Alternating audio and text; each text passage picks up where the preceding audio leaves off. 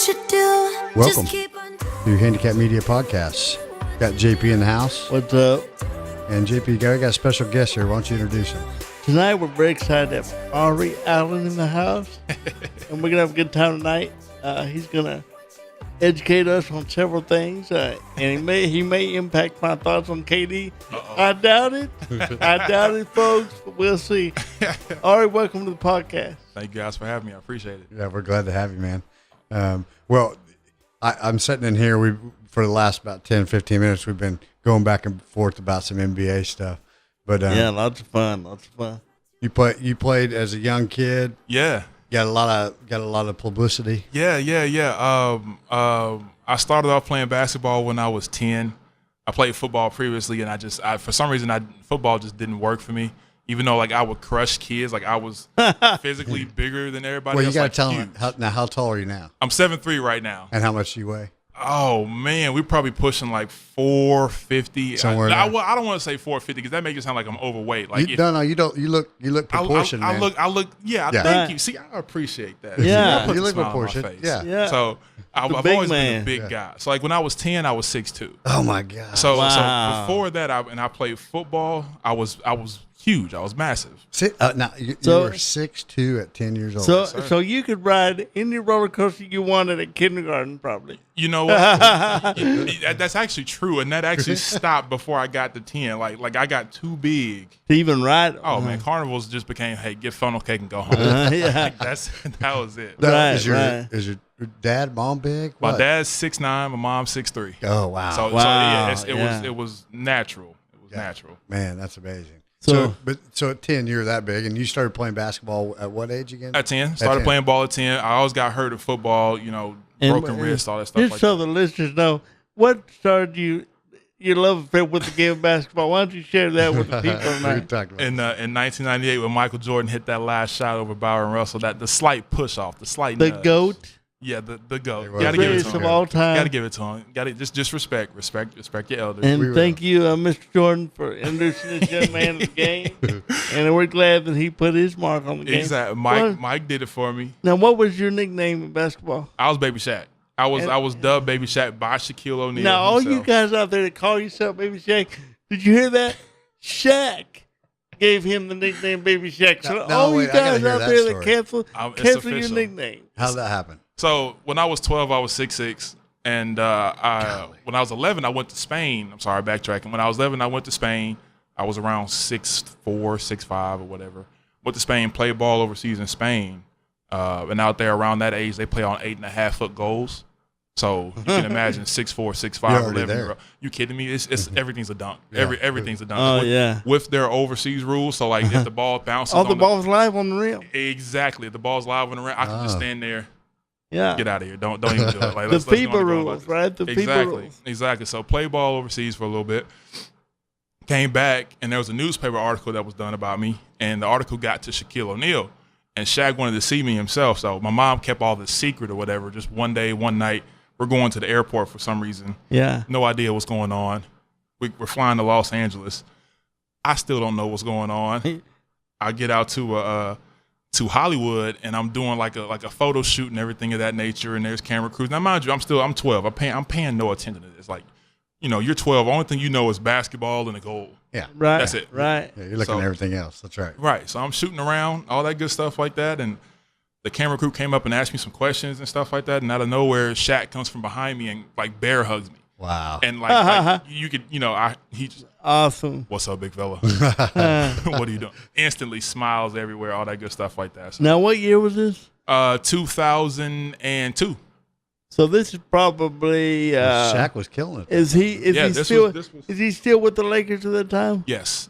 This was Shaq's big toe issue era. Oh, I remember that. Yeah. This is yeah. when he messed up his big toe, whatever Yep. the case it was, and all that stuff. So he was sitting out. Okay, so okay. cool, though. Mhm, Well, yeah. they had some great teams in LA. Oh yeah. during that Oh time. yeah. Oh yeah. You always wonder what would happen if Kobe and him would have been able to coexist a little bit longer. If they coexisted a little bit longer, they wouldn't have been as dominant. You don't think so? No, because it would have slowed Kobe's progression. Kobe wouldn't be Kobe that we know now. the Mamba. Just because Shaq had to have his touches as well, and Shaq wouldn't be as Yeah. You see what I'm saying? Like it wouldn't Right. be, it'd be completely different. Yeah. You see what I'm saying? Now, So, now the big, if we have a sidebar here, the big thing now is, if I recall, they've made a Shaq statue, right? You heard about this? yep. Yeah. And Kobe's like, Yep. what the hell's going on, man? It'll happen. Where's the Black Mamba statue? So look, so if Shaq got his statue, and Kobe with everything he's done for the Yeah. Lakers with his entire career, Kobe's statue is going to be, if not, I'm not gonna say next to Shaq. I say it'll probably be next to Magic, or it'll be somewhere inside Right. the arena. There we go. Yeah, now, that's but back cool. to your story. So Shaq comes up behind you, gives you a bear hug. And then like we play ball. Let me just say this for the record: that man can shoot. Can you Really? That man can actually shoot. Like Wow. I promise you, my best friend at the time, we were both out there. We would look at each other. No way. Like we all know Shaq for missing free throws. Right. We can Yeah. all say Right. if he made half of those free throws he missed, he's probably the all-time leading scorer in NBA history. Right. Shaq can shoot. Wow. I'm not playing. I promise Wow. you. I mean, like the form is ugly. It's hideous. Right. But it'll go in. It goes in. That's all. It'll, Matters. Right. it'll go in. It'll go in. Now, did you ever practice the iconic Shaq dunk? Did you have a similar dunk to Shaq? I did. I was a power dunker. I wasn't much of a finesse guy. or Nothing was anything better like than that. Shaq just wreaking havoc on the Right. rim. So when I finally got a hold of like Shaq's tapes and actually started watching Shaq, it didn't dawn on it hasn't dawned on me yet like how dominant Shaq Oh yeah. was. He's so I see it and I appreciate it, but like when you see just like, oh my God, like that is a force. Yeah. At the same time, with all due respect to the Diesel, Uh-huh. the Shaq Diesel, what the Dream did to him in the final. Oh yeah. Oh, he wasn't ready for that. When the Dream just put him to school. Hey, look. And the Dream has is Hakeem, the Dream Elijah Wan. Oh yeah. His moves on the baseline with that, Mm-hmm. he just absolutely schooled a very young Shaq. Oh, yeah. We gotta say that, Oh yeah. but that was quite. That might have been different later, though, right? You know what? I think Shaq just would have brutalized him. Later Shaq, on. yeah, Shaq just, okay, you can do all your fancy footwork, but you're going to taste this elbow in a minute. Yeah. You know, Right, you're going to feel right. the shoulder. He went through them. Exactly, Right. exactly. Yeah, they didn't call him Diesel for nothing. Exactly, I mean- exactly. Well, exactly. my favorite basketball player, we obviously getting off topic here, but Manute Bol. Yeah. His son, he has a son that's actually one of the top ranked players in the country. Yeah, I heard that. So and I know that's funny for you guys, but when I was in high school, I didn't play basketball, so Uh-huh. and I was a baseball guy and everything. So I'm actually shooting threes like Manute did, which was over his head. And I But would they'd make go them. in. But that's the reason why I liked them. So Yeah, that was the reason. yeah. Yeah. That's awesome, There's my man. Yeah. NBA story. Yeah, Manu would pull up and hit one. I mean, he was another iconic guy that I don't know if Elijah Wan was involved in getting him to the NBA or not, but Wasn't he before Elijah Wan, though? Yeah, can't- yeah. I think he was like at before Elijah Wan, yeah. he was might have about- been. He was about 91, 2, somewhere in Yeah. the ballpark. Yeah. Yeah, I think I can't remember what year Elijah Wan came in, but yeah, Manu 7'6". I mean, you have to look up at him, man. Oh, come Or on, what- man. Come on. There was a guy I played against when I was 13. I'm not gonna say his name just in case it happens to come up, or he finds out about the podcast or whatever the case is. But he was taller than me, and it didn't intimidate me. It just pissed me off. Like for some reason, I was mad at him. Like you should not. Like I'm 6'8" to 13. Like you should not be taller than me. right, Like there's right. no reason why. So every time I played against this guy, he was tall, skinny. I was tall and big. Yeah, you're and big guy. girthy. Yeah. Yeah. So I wanted to hurt him. Like I Right. really legitimately wanted to hurt this kid Right. for some odd reason. And every time he would guard me, just elbow to the sternum. Just That's all you take get. Sneak one that in, real quick. sneak one Yeah, in. take that real quick. So and actually a fight actually happened in that game. Yeah. I kept getting hacked by a lot of his players and stuff like that, and the refs wouldn't call. They felt like because I was big, They weren't Right. going to give you I nothing. should be able to absorb That's always a double standard. Exactly. So I'm very hostile and emotional at this age. Of course. Oh, yeah. You don't You're going have, through you're not everything. mature enough to actually understand how to compose yourself and everything Right. of that nature. So all this hacking and stuff is going on. I start to cry, and all of a sudden I yell.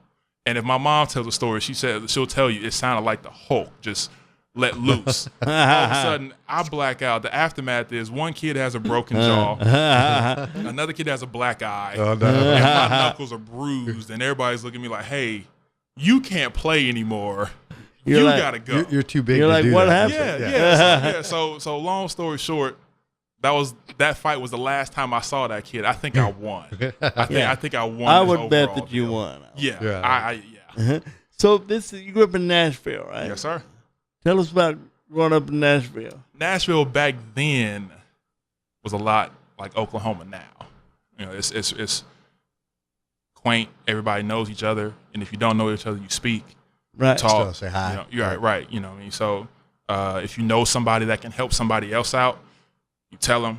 You know, nobody's really looking for their own.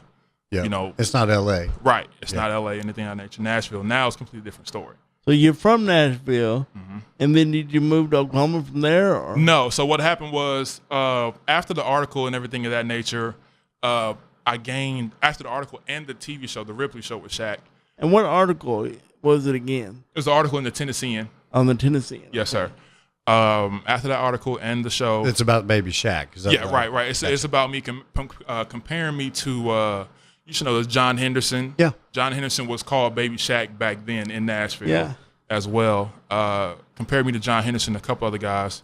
But after that, I played summer ball that year, that summer of my 13th year, and I got approached by a team from California, and they just more or less wanted me to come out and play for their team, which that ended up turning into me living there. And this starts the whole AAU baby situation. Yeah. As far as the money and stuff of that nature. So if you dig deep enough on the internet, you can see like there's rumors and stuff. Oh, Nike flew Auri out to California and stuff of that really? nature. Wow. Some of that's true, some of it isn't. Right. You know what I mean? But like And what year is this probably when you? this is you when went I out moved to California was 2003. So this is just as LeBron started in the NBA, Mm-hmm. right? So this kind of the aftermath of LeBron's high school and the AAU days and all Right. that stuff. We blame LeBron for the year of college rule. Oh, Right. do you really? Yes, Right. yes, we blame LeBron. Right, he was It's not a bad thing. It's just like, oh, you were so good that you broke the system. Right. He In a was. sense. Right. Right. You broke the system. So right. now we all have to go to college, which isn't bad. And I actually think 2 years is I actually would good. prefer I thought it 2 was 2 years. years. I think 2 years would be better. Yeah. But you know, you gotta it's because of the lack of fundamentals. But you got Yes. you got to understand that if there's somebody on that level, in my opinion, and you're messing with their ability to make money, exactly. Yeah. and so That's the other just- side. That's the other side of the it. capitalism Right. side of me. If you can enlist and go to war, I But- feel like you should be able to go. Yeah. You know, to make money. I Dennis agree. Rodman said it best, though. And I'm a Worm fan. Shout out to the Worm, Southeastern Oklahoma State University alum. That's right. That's yeah. true. Dennis Rodman. That's true. Said guys coming in should not get paid more than the guys that already proved themselves. Absolutely. I agree. And he was complaining about the guys coming in making all this money. Like take Wiggins, for example. Mm-hmm. Wiggins did his 1 year at Kansas, supposed to light it up.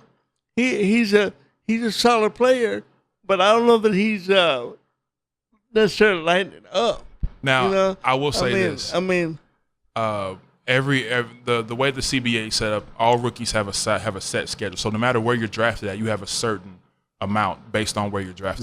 Now though, right? Well, Yeah. that was the LeBron effect. That was part of the LeBron effect and everything. Yeah. Of that nature. So after LeBron, the CBA came into play and everything of that Yeah. nature, and they started to orchestrate different things that would limit players from that situation. Just like Right. LeBron. Right. LeBron's contract wasn't that much; it was like $5 million or whatever. But his endorsements was Through the roof. ridiculous. Yeah. off the You know what I chart. mean? Right. So Yeah. If you go back and read the 2002 article in Sports Illustrated, his senior year of high school, where he talks about the AAU team, the Nike team, that actually sent Jordan. yeah. Send Oh, yeah. Jordan out to try yeah. to recruit LeBron to play on the Nike team. That's how big this summer yeah. basketball is. I can tell you, and I'm 27. I'm still learning everything that happened when I was From that time 14 period? and Wow. 15. Just how much money was being negotiated for me to be in certain So places. you go to LA. You go out there and play ball. Mhm. You play out there. Is it year round or do you? of every day. You know, Yeah. like it's a job. Is it really? It's a job. So that's why I tell people like the conversation will come up as far as like college athletes and getting paid.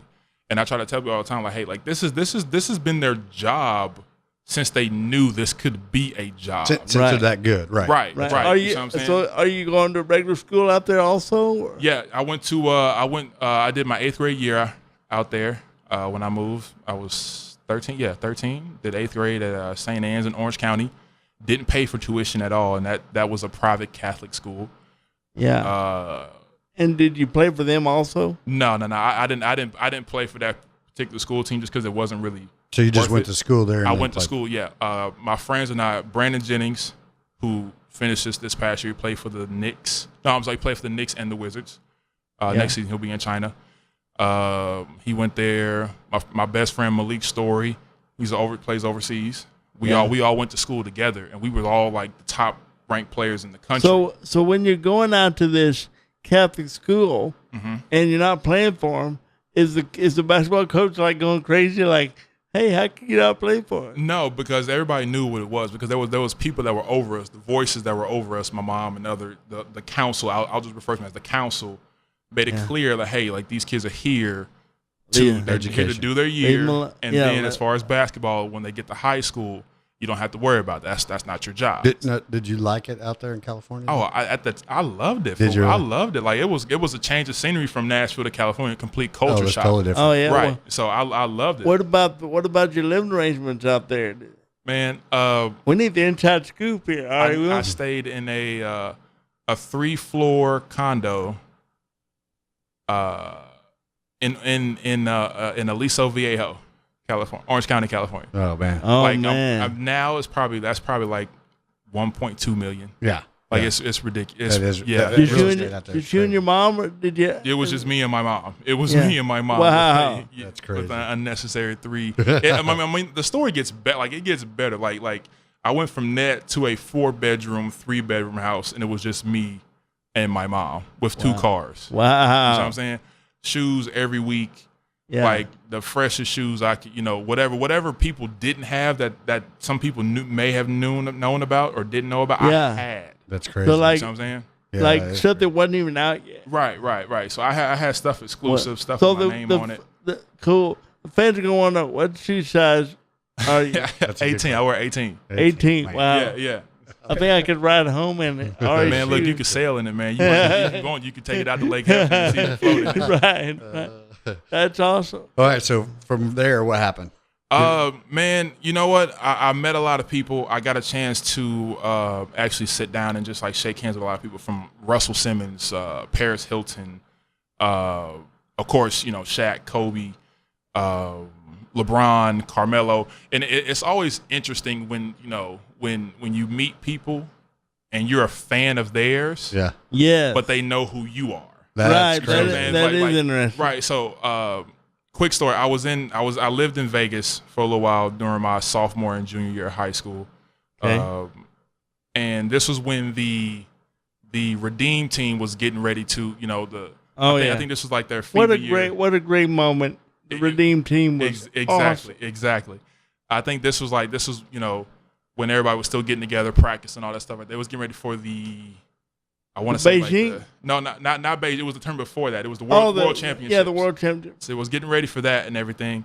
And LeBron and Carmelo were out walking in Caesar's Palace, just casually walking. Now, people knew who they were, but a lot of people are hesitant.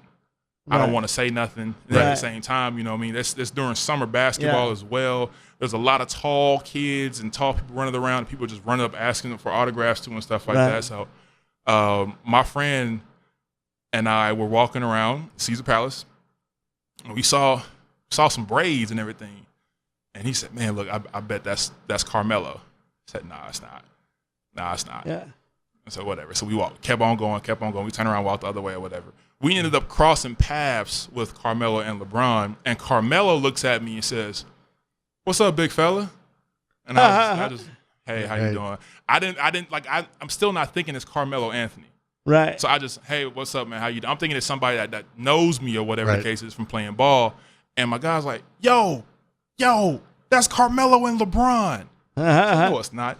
Man, yes, it is, man. You better go back there and say hi. So we turned around and beeline.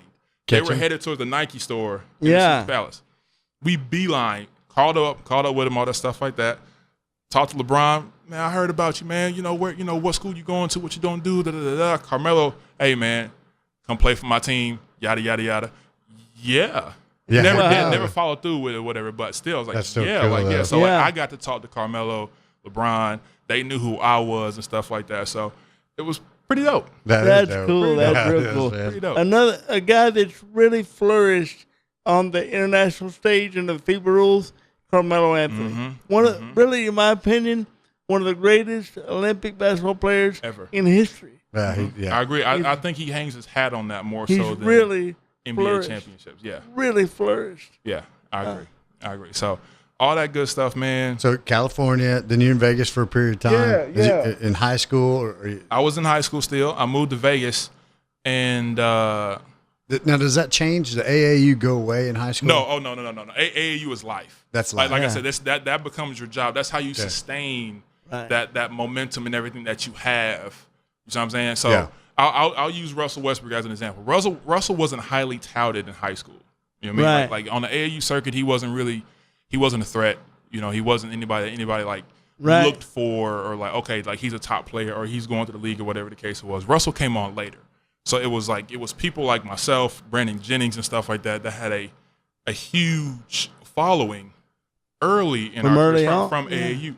So from AAU, it bounces out to the school year. You know what I'm saying? So Yeah.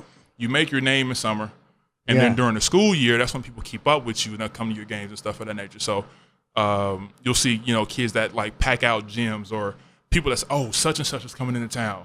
Right. Oh man, I'm going to that game or whatever. Right. That's because of AAU. Right. Okay. Right. Okay. So from California, from all the money, agent, which I left that out, but that's another story. Yeah. All the good stuff I did out there. We moved to Vegas with dealing with another agent and stuff of that nature, and it became obvious to me that I had to pick between schools, but it was schools that had different shoe deals. Right. You know what I'm saying? Oh. The So- school had a shoe deal. Right. So you're getting recruited, but it mattered. I'm getting recruited, but it made a big difference as to my like long-term plans as far as shoes and stuff of that nature. Now, Crazy. I'm 15, almost 16. Right. All I know is shoes, okay? What shoes do I like better? Right. Nike or Adidas? There was a Nike school. There was an Adidas school. At Right. the time, the school that was Adidas was going to switch to Nike, but their campus wasn't Now, are that nice. you a Nike guy at this time, or what? I'm are a you? Nike guy at this time. I'm completely Nike. Up until this point, I've always had Nike. I had one pair of Adidas, which they were my favorite shoes at the time. But like I love those shoes to death. Right. But Nike was everything that I Yeah. I love. So I literally got to pick. Okay, let me just set this up for you guys. There's a basketball game this night. And while I'm in Vegas, I'm staying with one of the school's head coach. I'm living with their head coach and their family. We just moved out there, didn't have a house or anything like that yet. Right. So I'm staying with one school's coach, A high school. a high school's coach, Okay. high school. I promise you. And he's, hey, have you guys made a decision what school you want to go to? Y'all can stay here as long as you want to. We just want to see where where we're at. Right.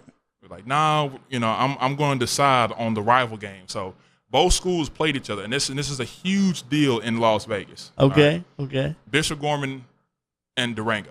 Bishop Gorman was the Adidas school at the time. Durango was the Nike school. I've been to both schools, hung out with all the players, staff, all that stuff like that. It's literally like they're doing whatever they can to appeal to me, to like, hey, we want you here. What you want? You want some shoes? Right. Hey, we got this house.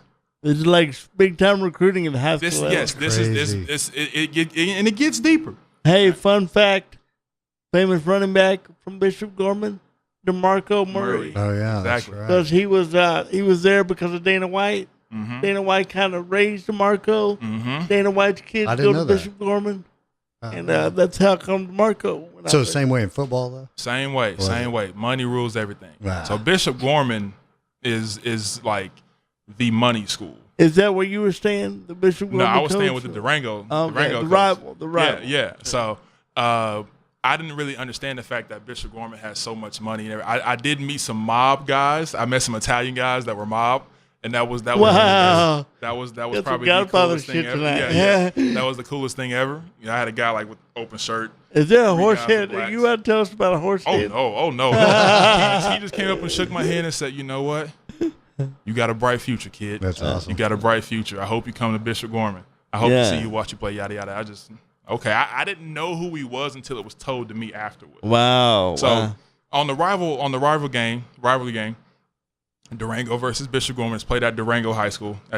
Yeah. And you're in the stands? I'm bouncing back and forth between stands, Bishop Gorman side to Durango side. I started off on Bishop Gorman side. Are you wearing a T-shirt of either school? No. I didn't think about that. That would have been great to have, like, the school or whatever. Like, I'm gonna go to here or whatever. Yeah. But I started off sitting on Bishop Gorman's bench. Okay. And I was, cheering for them and everything of that nature. I was in the huddles and all that good stuff like that, talking to the coach, talking to the strength and conditioning coach and everything, sitting in the stands with the parents. Strength and conditioning coach at high school level, right? Come on, man! Like, wow. It's not a game. It's really not a game. Like, this is really what people do. It's a job, right? It's a job. So I'm sitting with them, talking with them. Man, you could be a part of this. You're next. Yada yada yada. I'm, all right, cool, yeah, all right. And I told my mom, I was like, Mom, I'm just gonna make my decision the day of the game. I don't know. I'll just figure it out or whatever. And both stands are packed. Both sides are giving it their all. The student sections on each side is going wild. The coaches are paying attention to the game, but they're also paying attention to me. Right. So they're watching how I move and stuff of that nature. So I would get up from Bishop Gorman and I'd go sit on Durango side. What's up? Man, this could be you. You look good in the purple, man. It could look good on you. So, all right, so I'll go sit in the stands with the people. Now here's the scoop, though. Did either one of them have some friendly co-eds? Oh yeah, show you around campus. Oh yeah. My tour guides were very, very gorgeous. That's awesome. And I still talk to them to this day. So like there was a moment at halftime where I just stood on the wall by the pad and everything, and I just sat there and looked, trying to figure it out. I was just checking out the environment, checking out the fans and stuff like that. Both, like, now at this time, like, the stands are going at each other. The people in the stands are like yelling at each other and stuff like that. So I'm just watching, I'm looking. I was like, all right, I kind of got to figure it out. So third quarter came out, and I sat with Bishop Gorman again. I was just chilling, talking to the strength coach, and then I got up. And I went into the Durango stands, and I sat with the student section. And then I told one of the kids, I was like, I think I'm going to play here. And he turned it into a chant. Oh, my goodness. He's coming here. He's coming here. Oh, no. He's coming here. And then I just shook my head. I was like, yeah. I saw the strength conditioning coach put his head down, and he just shook his head. The head coach was watching me. and just instantly got upset. Oh, did you really? Instantly got upset. Yeah. Durango's coach, great man, good. I love him to death. The smile on his face was crazy. Like both coaches are paying attention to what I'm doing. Yeah. Oh yeah. So I picked Durango. Ended up never playing one game. I was about to ask you how did. Ended up never playing one game. I strained my hip flexor before the season, and this is going to segue into the disability process. Okay. Strained my hip flexor before the season. It was okay. Now you're a sophomore that year? I'm a sophomore. I'm headed into my junior. Headed into my junior year. Okay. All right. First year there, though. Right. First year at Durango, junior year. Yeah. Strained my hip flexor, working out. Okay, cool. Go to PT. Get it, just take your time, all that good stuff like that. All right, cool. Doing therapy. About 4 months later, it's January. I missed almost the first half of basketball season. Auri, when you going to play? January. Auri, when you going to play? January. Right. The date my doctor cleared me for was January. It was like towards the end of January. Okay. So the week of the day I'm getting ready to come back. That Sunday, my mom, myself, my niece and nephew got into a car accident going to church. Okay. Wow. Lady ran a red light. Car stalled. She was on the phone trying to, I don't know what she was doing or who she was talking to or whatever, but she was trying to get her car started to beat us through the intersection. In Vegas, right? In Vegas. Martin Luther King and Lake Mead. Right next to the Walgreens where the fish market was. Mm-hmm. And when she got her car started, she gunned it, tried to beat us through. We was in a QX56 at the time, 2006 QX56. And had the green light. We're good. And it was one of those moments where like you could slow time down and see stuff happen before it happened. You knew it was coming. I knew it was coming. I just Yeah. couldn't say anything or Right, like do yeah. anything about it or whatever. So So you in the Right. back seat? I was in the front seat. Front seat next to my mom. She was driving. And the lady, she gunned it through the intersection, didn't make it, of course, hit the driver's side front quarter panel, sent us straight into a 5-foot brick wall. We hit the brick wall head on. My mom, being the mother that she is, instantly got out the car. Is everybody okay? Checked on everybody. The people in their car, I forgot what type of car it was, but it was an old school car, like with the seat belts used to like come down. Mm-hmm. You know what I mean? Right. Like the old school car, seat belts come down. I think it was like a Toyota or something like that. 2 people, I think, had like neck injuries. Of course, that's not old school to me and Ash. Yeah, We are like way more old school than that. That's But right. to a young fella like you, that is old That's school. old school. That's old school to me, man. That's old school, man. But 2 people in their car had neck injuries. One person, I think their neck was broken or something like that. One person, their leg was broken. Like their car spinned around. After they hit us, they spinned around and wrapped around a pole. It's crazy that she gunned it like that. Nobody knows why. If she just would have waited, everybody would have been fine. Right, no big deal. No big deal at all. Everything would have been great. Everything would have been good. No problem. So you hit the brick wall, I guess. Hit the brick wall. I've told maybe 3 or 4 people this, but in that moment after we hit the brick wall, the only thing I remember seeing was white. Now usually you would say, okay, that's just like the dust or whatever. No, this was the brightest white light I have ever seen brighter than anything. It's just pure white. Right. And all I remember, I was just out. I was out for a good period of time. Did you hit your head or? No, I didn't hit my head or anything like that. I just remember being out of it. I was just out of it. And by the time I came to, I was already in the paramedics and all that stuff like that, being shipped to UMC. Okay. Niece and nephew were fine. My nephew was crying. He was upset. My niece was just, what's going on? They're babies. They don't know anything. Right. They don't know anything about anything right now. But long story from that, I had to have back surgery, L4, L5, S1, bone spurs in my sciatic nerve. And that was immediately after the accident. The accident happened in January 21st, 2007. I had back surgery June 5th, 2007. It's one of my ex-girlfriend's birthdays. So like 6 months later. 6 months later. And I missed a lot of time out of school, of course. I kept going to school during that time. For some reason, I just couldn't get any type of push from my right leg. You were walking. I was walking. I was all right. I was pretty decent. I didn't have any lift as far as jumping. Didn't have any explosiveness as far as like running or pushing off or my first step or anything of that nature. And for me, like I wasn't just a conventional big man. Like I faced up. I played on the perimeter. Yeah. My handles were great. I had great footwork. So Did you move on defense? I did. I didn't have to. Yeah. Because I mostly, like if my man had the ball, Yeah. then okay, it's a different story. Like my freshman year, there was one kid. I forgot his name. I just know his name is Connor. Okay. Kid was short of me, maybe like 6'2", 6'3", but he played center. This was at Campbell Hall. Drew Holiday. I played against Drew Holiday. Okay. This kid went to work. Oh, Like, yeah. I mean like hitting step back fadeaway jump shots off the glass, like miracle shots. So you had to step it up. Oh my, step it up. I couldn't do nothing with this kid. Yeah. Anyway, that's a long story. But like, so I didn't move on defense really unless I had to. Right. All right. Right. For the most part, I just guard the biggest person on the Right. court, which no problem. Okay. So you can't get any lift. No. And then on June, I think it was June 4th, 2007, I got up one morning and as soon as I got up out the bed, I just fell. Instantly just fell straight down. Wow. Just fell. No legs, no nothing. Try to get back up. Boom, back down again. It was, okay, Mom, there's a problem. Yeah, There's a serious problem. So went up to California, immediately went right to the doctor. No feeling in the legs. I had feeling I could still walk and everything like that. It took me a while to get back up and just, walk and everything like that, whatever, but I was able to walk. Got to the car, California, got to the doctor's office. Okay, look, you got a herniated disc, okay? It's pinching on your sciatic nerve. We need to go and open that up immediately. All right, now this is the back surgery.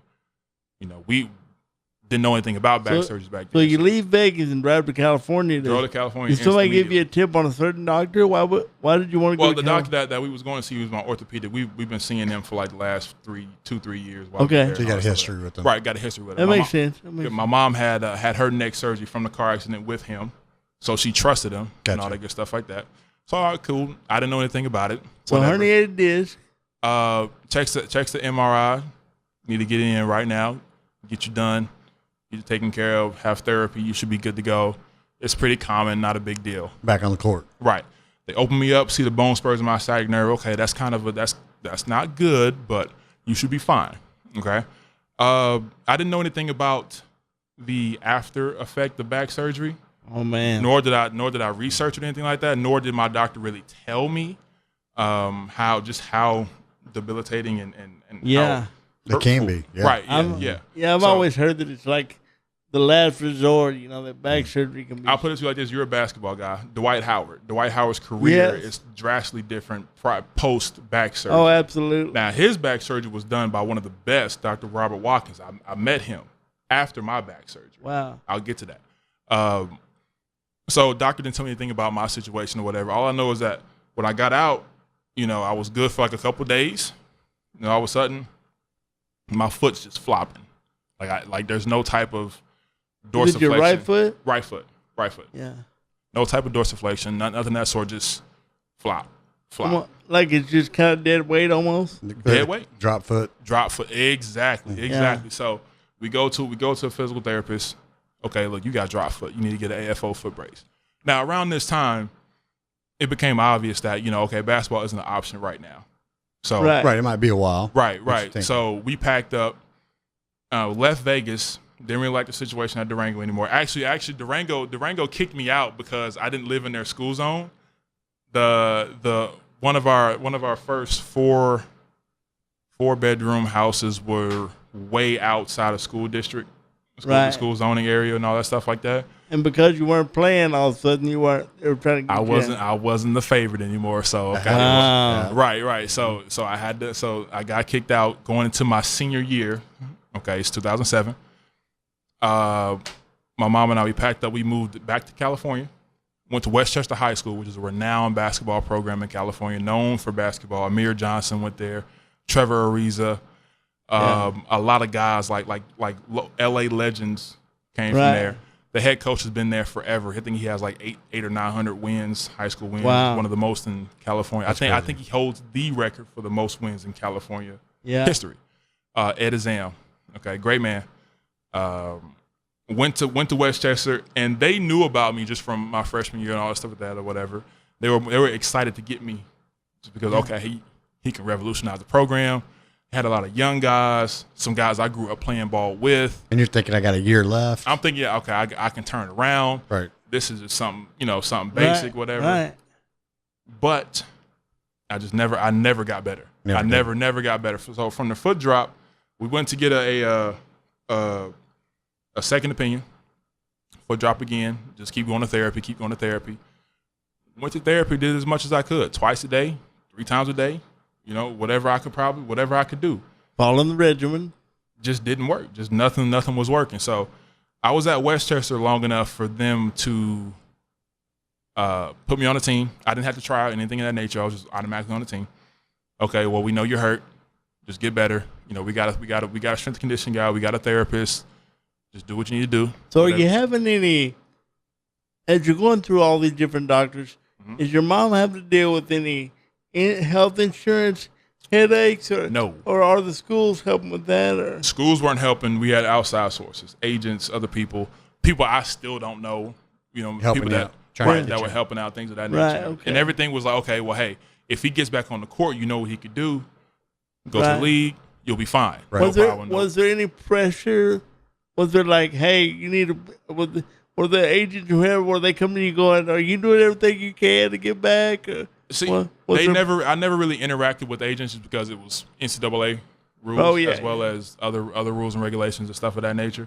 But I've seen them, shook hands with them. I know who they are. I didn't know their title then. Right. And you didn't know all the workings. of Right, it. I didn't know Right. all the workings and anything of that nature. That's all right. And it sounds like my mom was pimping me out, but that's not the case. It's just No. more or less like people just approach us, hey, like, Yep.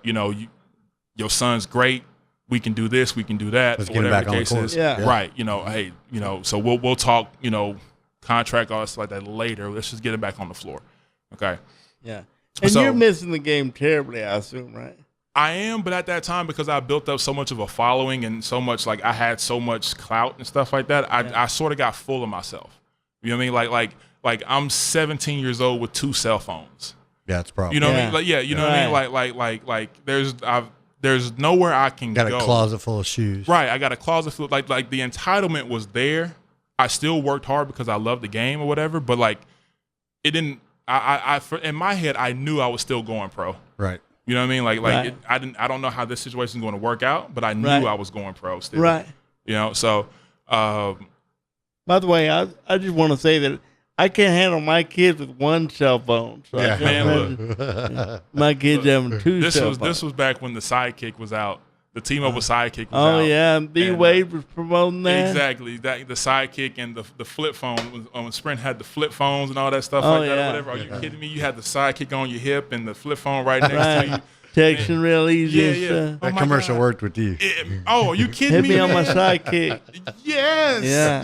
Yes, man. So, D Wade had everybody on T-Mobile. man, look, man, T-Mobile was the greatest mobile provider as long as the Sidekick was popular. Right. As soon as it went out a bit, as soon as it went out of commission, nobody cared. They probably have it memorialized at their headquarters Oh, somewhere. they better. Yeah, They and I better. think D Wade had like a special edition. Yeah, he did. He had like Which you basketball probably leather.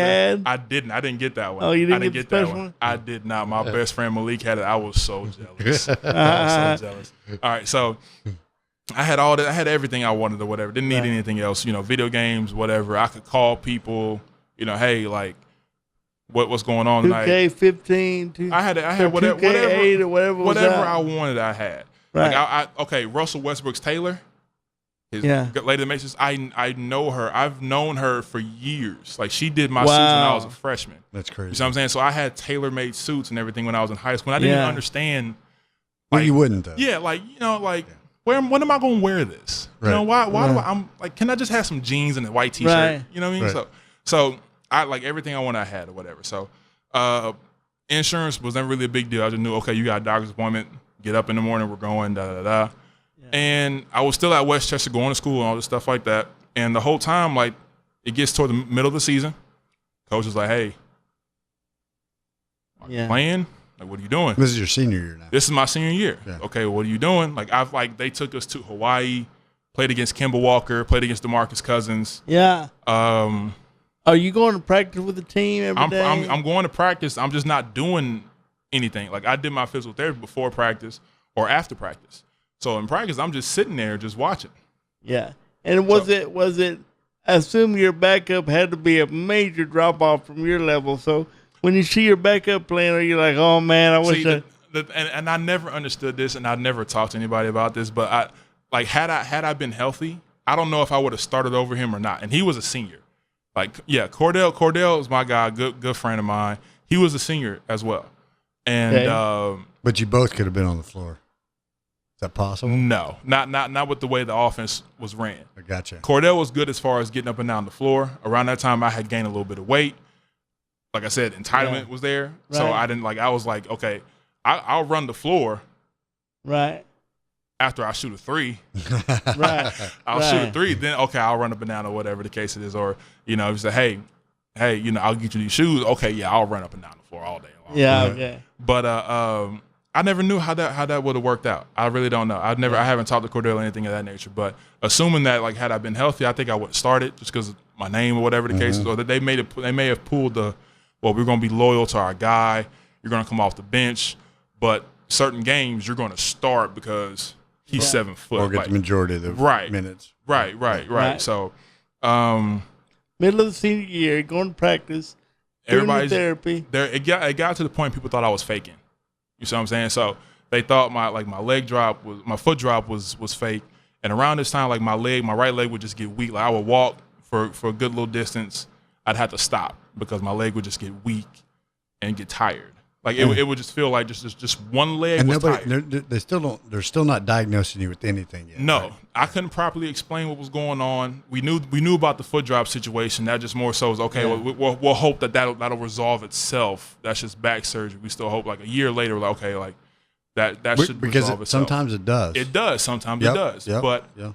we're like, okay, well, we don't really want to operate anything of that nature Right. because we don't really know. He's 16, 17, almost 18. Let's not do that. Right. Second back surgery will be a career killer for him. And at that Right. time, like I'm working, like I'm doing stuff with the Lakers. In LA, there's this place called Curlin Job, and that's where a lot of the Lakers go to when they have knee surgery. Their doctors and stuff. The Lakers doctors worked out of there Yeah, and stuff of that's that cool. nature. Gary Vitti and stuff like that was normally in the Curlin Job facility. And I'm going there and stuff like that, and these are the same people like, hey, like let's not do it. My orthopedic is the same guy. Nah, you don't need a second surgery. Just let your body heal. Everything will be fine. And all I'm telling them is, hey, I can't run. I can't jump. Right. I have no I'm explosiveness. not getting better. I'm not getting better. That's all I can tell them. In my head, I'm still not worried. Everything's going to be fine. Okay. Basketball season's almost done. Now I'm nervous. Senior year. Senior year. Okay. So fortunately for me, I was young enough. I started school really young. And I was pretty smart. So I got like, I skipped a grade when I was, I guess, in middle school or preschool, whatever. I don't know. Yeah. So I got an extra year of eligibility. Oh, dude. Through, Really? Oh, through- that's through, cool. through California, through the CIF, California International. I forgot what it is. But we had to go in front of a big board of there was a lot of people. It was a lot of people. And we had to more or less tell them the situation, car accident, blah, blah, blah. And we couldn't frame it around basketball. It had to be around education. Right. Okay. I missed a lot of school. Right. Missed a lot of time. I had things I had to work on, things I had to do, things I had to miss, certain courses I missed out on and stuff like that, Right. which hindered my development. Which still makes sense, though. Yeah. Still makes sense. Got granted the extra year of high school. Bam. Okay. Right. Started the extra year again at Westchester because Westchester is a prominent school. It's a Nike school. Right. Going back to the AAU, baby. And they're sponsored by Kobe specifically. Okay. So, so in certain LA is a huge basketball market from high school all the way up. Right. Okay. LA and Westchester is a Nike school, and there's another school called Fairfax. It's a Nike school as well. Both of these schools are sponsored by specific Nike athletes. Fairfax is sponsored by LeBron, so if you see their uniforms, it'll have LeBron's logo on it. They have fresh LeBrons in their school colors, Crazy. which are custom for them. Nobody else will have them. Same thing with Westchester. Kobe emblem, Kobe shoes. Right. That's still going on today. Still, to Wow, this that's day. crazy. To this day. Right. Kobe actually comes up to the school, says hi to the kids, all that stuff like that. Well, when he would play for the Lakers, he would Right. come up and all stuff like that. LeBron came by Fairfax, or Yeah. stuff like that or whatever. Isn't it interesting that LeBron would have a school in L.A.? I don't think that was him as much as it is Nike. I got Okay. you. what I'm saying? Okay. That makes sense. Nike, I know LeBron specifically sponsors his alma mater, St. Vincent St. Mary, Yes. and they get a lot of exclusives and stuff like that. He also sponsors Ohio State, and I think another college and stuff like Oh, that. does it really? Yeah. So Yeah, because I saw him doing the unveiling for a football uniform a while back, and he came out wearing the uniform. right. So anything that's Ohio based, LeBron pretty much has his hands on. Except for the and he fact will. that he's a big Dallas Cowboy fan. We always bring it back to the Dallas Cowboys. He always on this brings it back show. to Dallas Cowboys. LeBron is a big Dallas Cowboy fan, folks. Look it up. He said Jerry's one all the that is time. true. That is very true. That is very true. JP will bring everything back to Dallas Cowboys. That's funny. Every That's time. fun. And That's then funny. you start talking about. Had a guest on there today. He's talking about Mike Ditka. And he's like, well, Ditka played for the Dallas Cowboys. That JP Cowboys always- tight end. Yeah. Oh my god. I don't get into the Dallas Cowboy discussion with anybody. But- I know I lose. But Westchester. Okay, so it's a Nike school. Kobe sponsors. Right. So you probably had you already met Kobe before? I've met Kobe before, but there was no like, hey, like Auri's at this school or anything of that nature. Nor do I like actually recall that he like would know like, okay, yeah, this is Auri. Now this is years later from when I actually used to interact with Kobe and stuff like Here's that. what I would do. If the doctors are fixing me up, did you think about going to Phil Jackson, the Zen master? He could put a Zen magic, put the magic on you with the Zen, and then you'll be good to go. Right? You know what? I would go see Phil. During my stint in LA before Westchester, I guess I made a pretty good name for myself. So like the Lakers scout knew about me. And every time, like I would run into him periodically at basketball events or just out and about or whatever, at Curl and Job or whatever the case it is. And he would tell my mom, "We're watching them. Like we still got eyes on." Now this is right. This is like right before Andrew Bynum, and then even after Andrew Bynum as well. So they're still like, "Hey, like we got eyes on them. We're still watching them. Stuff of that nature. Blase ball, that stuff. Like that. Right, waiting for them." So got the extra year of high school. Okay. And in our heads, it's like, okay, well, this is it. Like, like this is it. Like, you gotta do everything. Let's make it happen. Right. I went to 2 or 3 different places for training. I was in great shape. You got your legs back? Nope. Didn't get my legs back. Instead, I got worse. My body looked great. I looked good up here. No, you were doing stuff, but you just didn't have the jump. For some reason, I couldn't get any takeoff. What did you ever think about studying the game of Bill Cartwright? Man, get a Bill Cartwright game. The rope-a-dope jump shot. Yeah. No sirree. Come on, man. The feet glued to the floor. No, sir, man. So the problem was I couldn't run. Like I couldn't run, and even if I got started, like you can see my leg dragging. So like just imagine somebody's leg just went out and it's just dragging behind. Your right leg again. Right, my right leg. I'm sorry. Tell the listeners how frustrating is it going into this extra year still with nobody being able to tell you what's really going on? It's extremely frustrating, but like I said, at the same time, I look at my current condition, like what's around me, my current surroundings and everything of that nature. I live in Los Angeles. At this time, we moved back to LA. We moved to a 3-bedroom, 3-bath condo on the 3rd floor overlooking the beach.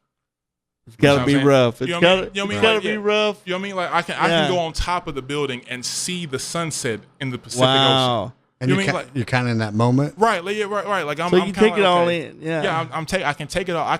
This is accessible at any time for me. You see what I'm saying? Still, that's what's in your head. Right. But still, the legs dragging. But still, there's no wheelchair yet, right? No wheelchair yet. So in my head, in the back of my head, I'm like, okay, this is 2008 going into 2009. I'm like, all right, things are okay. Just keep working out. I'm coming home. I have nothing to worry about. There's no bills to worry about. There's no food that I mean, there's food in the refrigerator. We got a car. We got money to spend. We're fine. Yeah. There's still certain things and stuff I've left out as far as like the car accident from the lawyer, stuff of that nature. I don't want people to think, okay, they're living off the settlement money. No, that's a different story. I'll get different. To. Couple of LA questions though. Did you eat iconic places like Randy's Donuts or Roscoe's? Did you get to eat any of those? The place where I live wasn't too far from Randy's. I never went. Really? I've never been to Randy's. I'm not a donut guy. Man, I've never been a donut But guy. you just got to go there to say, the shot, I'm a comic guy, and the shot of Iron Man resting in the Randy's Donut logo and meeting Sam Jackson there. Yeah. One of the best scenes in the Iron Man movie. I would see it every day, so I kind of he does think and to be honest with you, like as people see it on but you're movies, also talking to Kobe Bryant, right. I might this might kill it for you, but as much as people think like, oh, everybody from LA goes to Rant, no, nobody knows. That's all the tourists. Yeah, like it's tourists. You see what I'm saying? Well, see, as a guy that's never been there, I wouldn't know that. Yeah, see, like none of my friends like, oh man, I'm going to Randy's today. No, like nobody goes to Randy's. Like now, Roscoe's, yes, that's a staple. Everybody goes, and by the way, all of them are not the same. Really? The one on Pico is the best one Write to go it down, to. folks. This is the kind of inside info you get on our podcast. The one on we Pico. We know which Roscoe's to go to on Pico Street. Yes. Catch me there next time I'm in the Sunshine State. Yeah. You got to go there, and you got to get the Arnold Palmer. It is great. You get the Sunshine. You can get there's so many things you can get over there that's not on the menu. Just when you go there, ask questions. I love Arnold Palmer's anyway. Yeah. So that sounds great. It's great. But okay, back to the story though. So 2008 going into 2009, and I'm like, at this point, I'm just okay. All right, everything could be fine. Not worried about it. I got a pretty nice place. I'm good. There's always room for improvement, but I'm happy with where I'm at right now. That's about as much thought as I've given it as a 17-year-old. Right. About to be 18 and everything. You're not thinking about past next week. Right. So So as I'm turning 18, it becomes more of a like it dawns on me. Okay, something needs to happen. Like something needs to happen. I got friends that are going to college. I could have committed to Arizona when I was a freshman. USC, UCLA, anything of that nature. Colleges are dropping off. They're not as You're not interested. getting as much calls. Right. I'm not playing summer ball, which, like I said before, summer ball is where you get your name at. So when you're not there, nobody knows. So the questions are coming. Where's Auri? What's wrong? There's rumors being made. Is the media reaching out to you? No. Like the thing is if you don't show up, nobody cares.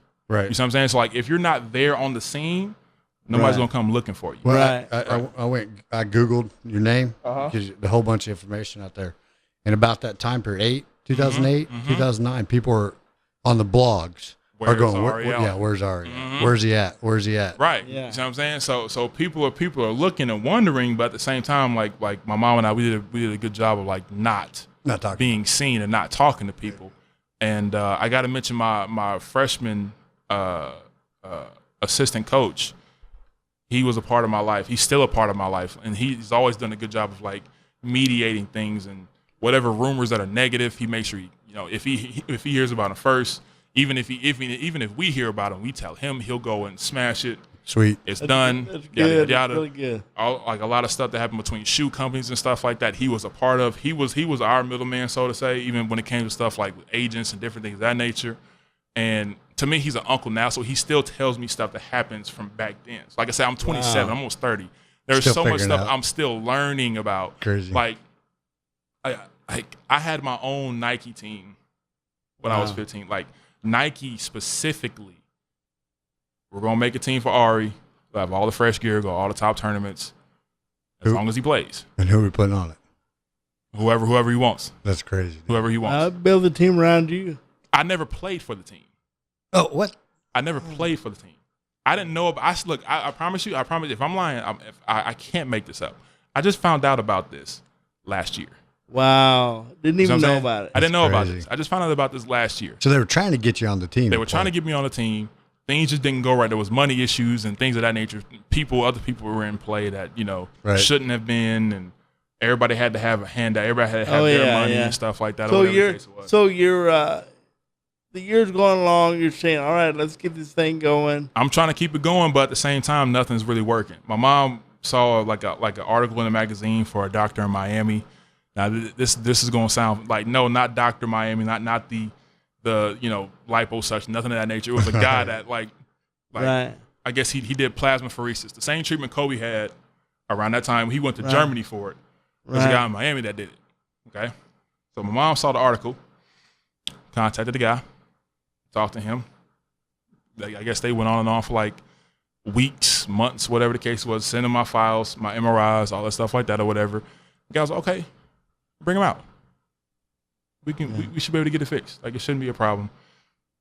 Nobody's still thinking like this is a wheelchair issue. Right. Now the whole time as an athlete, you're always conditioned. Like nowadays you're conditioned, okay, you know what? Basketball is great, football is great. You need to have a plan B just in case you blow your knee out. They talk about that now. Right, just in case you blow your knee out, anything of that nature. Right. Okay, cool. Like you're prepared for a blown knee. Right. You're not prepared for a wheelchair. Right. You see what I'm saying? Right. Right. Whole new. So real game changer. Right. So That's nobody thinks about that at all. Like that never crosses. So you go to Miami. We go to Miami. By the way, best time of my life. My goodness. Love Miami. You should see the glow in his eye when he mentioned Miami. Man, there were so many things that were accessible just right there that I couldn't even keep my head around it. Went to the doctor, and great guy, like really, really smart, really knowledgeable about the human body and anatomy and just how cells work and stuff of that nature. And he explained to me how the treatment works. Okay, look, we're going to draw some blood, we're going to extract your plasma, we're going to put the plasma back in. I hope I'm explaining this correctly. Yeah. And then from there, you should be okay. New cells, yada yada yada, new growth, blah blah blah. Okay. Back in your back, basically. Right. In my back. Okay. Right. I mean, I'm 18. Whatever. Yeah, let's do it. Now the important part for me to say in this is the first trip to Miami of 2. I left. I didn't tell the coaches at Westchester I was leaving to go to Miami. I just left. Okay. I wasn't playing. I wasn't practicing. They wasn't really including me in on things. I was just more so just there. Like if I didn't show up to practice, they didn't really care. Right. You know, if I was there, they didn't really care. I wasn't playing, so I didn't really make. There was really no purpose. All right. So my locker that I had the year before wasn't there. Didn't have my name on it. I didn't have a practice uniform anymore. I didn't have my shoes anymore. My shoes were gone. So, okay. All right. Yeah, so. Fine. Right. So I went to Miami and had the treatment done and all that stuff. And doctor told me, he said, look, just after this is done, lay down for some hours. Don't move. Don't do nothing. Keep your movements to a minimum. I'm 18. Right. I'm in Miami. Right. Are you serious? Move. Yeah, are you serious? So, you know, I lay there for a little bit, but I would know get some up. people. Right. I lay there for a little bit. I would get up and like, you know, Mom, I just want to see the city and stuff like that. So we go out, all that good stuff like that. Go back the next day. Okay, everything's looking fine. All right. There's no like instant like heal up, but he's okay. Give it some time. Everything's gonna work. We're gonna do the treatment again. But it wasn't worse at that point. It wasn't. It didn't get worse yet. All right. So I say I'm in like October 2008, and we come back from Miami. I'm okay. All right. I'm gonna give it a try in a week. You say wait a week. Give it a try. See how it works. Week goes by. Same thing. Nothing different. Nothing worse. Changed. Nothing better. Nothing worse. Nothing better. Just the same issue. Wow. We go back again.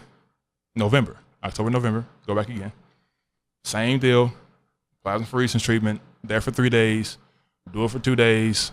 Last day you rest. Don't do anything. Come back home. Nothing. No change. No nothing. Wow. Now this treatment isn't cheap. It's not cheap. It's not like he did his pro bono or anything like that. Right. Stuff was like $10,000. Wow. You know what I mean? So as far as how he paid for it, I don't know. I never asked. Haven't asked. Don't know. Yeah, don't even care matter. at this point. I just know this stuff is expensive. Okay. Come back home. Nothing's changed. I'm frustrated at this point. Yeah. And now like I go to practice and the door's locked. I got the practice lace. Door's locked. Usual. Knock on the door. Come in. Go sit and practice. Coach says, Auri, come outside. What's up, coach? Man, look, you've been here for a year and a half. You haven't played. It's not fair to other guys that you're here getting all the benefits of the team, shoes, yada, yada, yada, and you haven't even touched the floor. You can't play anymore. You can't come to the games, can't come to practice. Oh, damn. There's no reason for you to be here. Heartbroken. Hurt, I can imagine. Upset. Wow. Like I said, I'm still that young 13-year-old who doesn't know how to understand his emotions or anything of that nature. So at this point, I instantly become angry and upset. And I remember these words from Coach Zam to this day. I like I said, I love the man. I love him because he motivated me more so than a lot of other people, just from these words. Right. Whatever you do, just do something. Don't be lazy and not do anything. Right. That was the knock against me, that I'm lazy. I didn't want to do anything. At the same time, I can't really tell him, Coach, like, you don't understand. This is like, I can't explain like this. To the outsiders, they thought you were being lazy. Right. They think I'm faking and everything like that because I'm not trying. I'm like, Coach, like there's nothing I can really do. You're not in the chair. I'm not in the chair. I'm still standing. I'm still, I'm still mobile to a degree. I just can't run and play basketball. Right. So I left the school the next day. I withdrew from school. My mom, we went to Tennessee. We went to Vegas. Now we're going to see doctors at the same time. We're visiting family and friends and stuff of that nature. And nobody understands the situation. Nobody understands what's going on. They understand the foot drop. Nobody understands why my leg gets tired. I did like one of the treadmill tests, everything like that. And somebody like actually got to see it in Tennessee. What is that? They didn't know. Nobody knows. Nobody understands. All right, so we come back to California. In January of 2009, I enrolled in Crenshaw High School in Los Angeles, and I finished my senior year at Crenshaw. And the deal was with them, hey, look, We know who you are. We're just happy that you chose us. We're just happy to, to say that you're an alumni, that you're going to be an alumni at Crenshaw High School. That's cool. Yeah. If you don't play 1 minute of basketball, that's fine. We love to have you. We're just appreciative of you being here. That's cool. That's awesome. So they treated me like family. At the same time, look, we got a physical therapist right here. You can work with her. Whatever you need. So you're trying still. Right. We'll reach out to our friends, get you to the doctors that actually care, that actually don't, aren't looking for, specific payments and stuff like that. I was like, all right, cool, fine, cool. Started school. People still knew who I was. The rumor got out, okay, Auri's at Crenshaw. If Auri gets better and he goes to Crenshaw, they could turn the whole school around. It could be a championship team, blah, blah, blah, whatever the case was. I knew what was going on. I knew what was at stake. I understood where I was at. The gang community got together and everybody was like, okay, yeah, like we got one. Yeah. All right, cool. So we got to a doctor, neurologist. So okay, you got foot drop. How long have you had it? Almost 2 years. Is this your first neurologist, or had you? This is my first neurologist. It's my first neurologist at this time. Said, how long have you had this foot drop? A little bit over 2 years. Time to put you in AFO, in a foot brace. AFO foot brace. So, all right. And what is that for the listener? AFO foot brace? AFO foot brace is the brace that keeps your foot locked at 90 degrees, I believe. Yep. It's keeps your foot locked at 90 degrees. That way you don't have to worry about, flexing, going through the motions of your, Because your toe would drag. Right. So it keeps your foot flexed flat. It keeps your foot from dragging more so. So okay. Go to I forgot what it's called, but I go to the place. Thank you. Yep. All right. Go there. And I'm supposed to be getting fitted for one, right? As you can tell, nothing on me screams. It's going to be custom. Thank you. Nothing on me screams regular or hey, just go out the back, whatever the case is. I never got fitted for one. The guy just gave me one. Off the shelf. Yeah, there's no way that's fitting. Right. Put this on, wear it every day. You should be fine. That's it. I leave. Okay. My mom was stressing to me. Put it on, wear it. I hated it. Uncomfortable. Not only was it an eyesore, it was uncomfortable. Like it would dig into my skin. Yeah. Everything of that nature. It was painful. It was loud. It was just like I gotta explain this to people now. Right. You know what I mean? I'm 18. I gotta explain this. Like, what's wrong? Like what is that? What's wrong? This is the introduction of the first mobility device this you is use. Exactly. This is the start. This is when everything starts going downhill. So it was January 2009. I got an AFO foot brace, and I'm wearing it around school and everything of that nature, and I'm hating it more and more. All right, but as I would come home, I would notice my leg was swollen. All right, same leg, right leg, where the AFO foot brace was on, it was swollen, significant. Like my leg is huge as it is, but for my leg to swell, yeah, and you can feel it though. My leg was heavy. It was 10 times heavier than what it was. I come home, swell. I'm okay. Well, I guess this is. In my head, okay, this is just the process of it getting better, I guess. Right. I don't know. A couple days go by. Swelling keeps getting bigger and bigger. Finally, my leg just gets so heavy and it's hard as a rock. And I had to say, Mom, something's wrong. She comes in and freaks out. As soon as she feels it, probably. As soon as she feels it, she freaks out. She knows what it is. She had blood clots in 2003.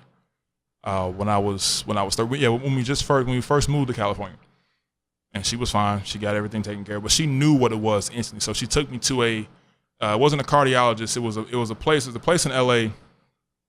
I can't think of it anymore, but like it was made specifically to work on people's circulation. So you would lay on these machines, and they would put these cuffs around you, and you wear tights. You had to put tights on, you wear tights, or whatever the case it is.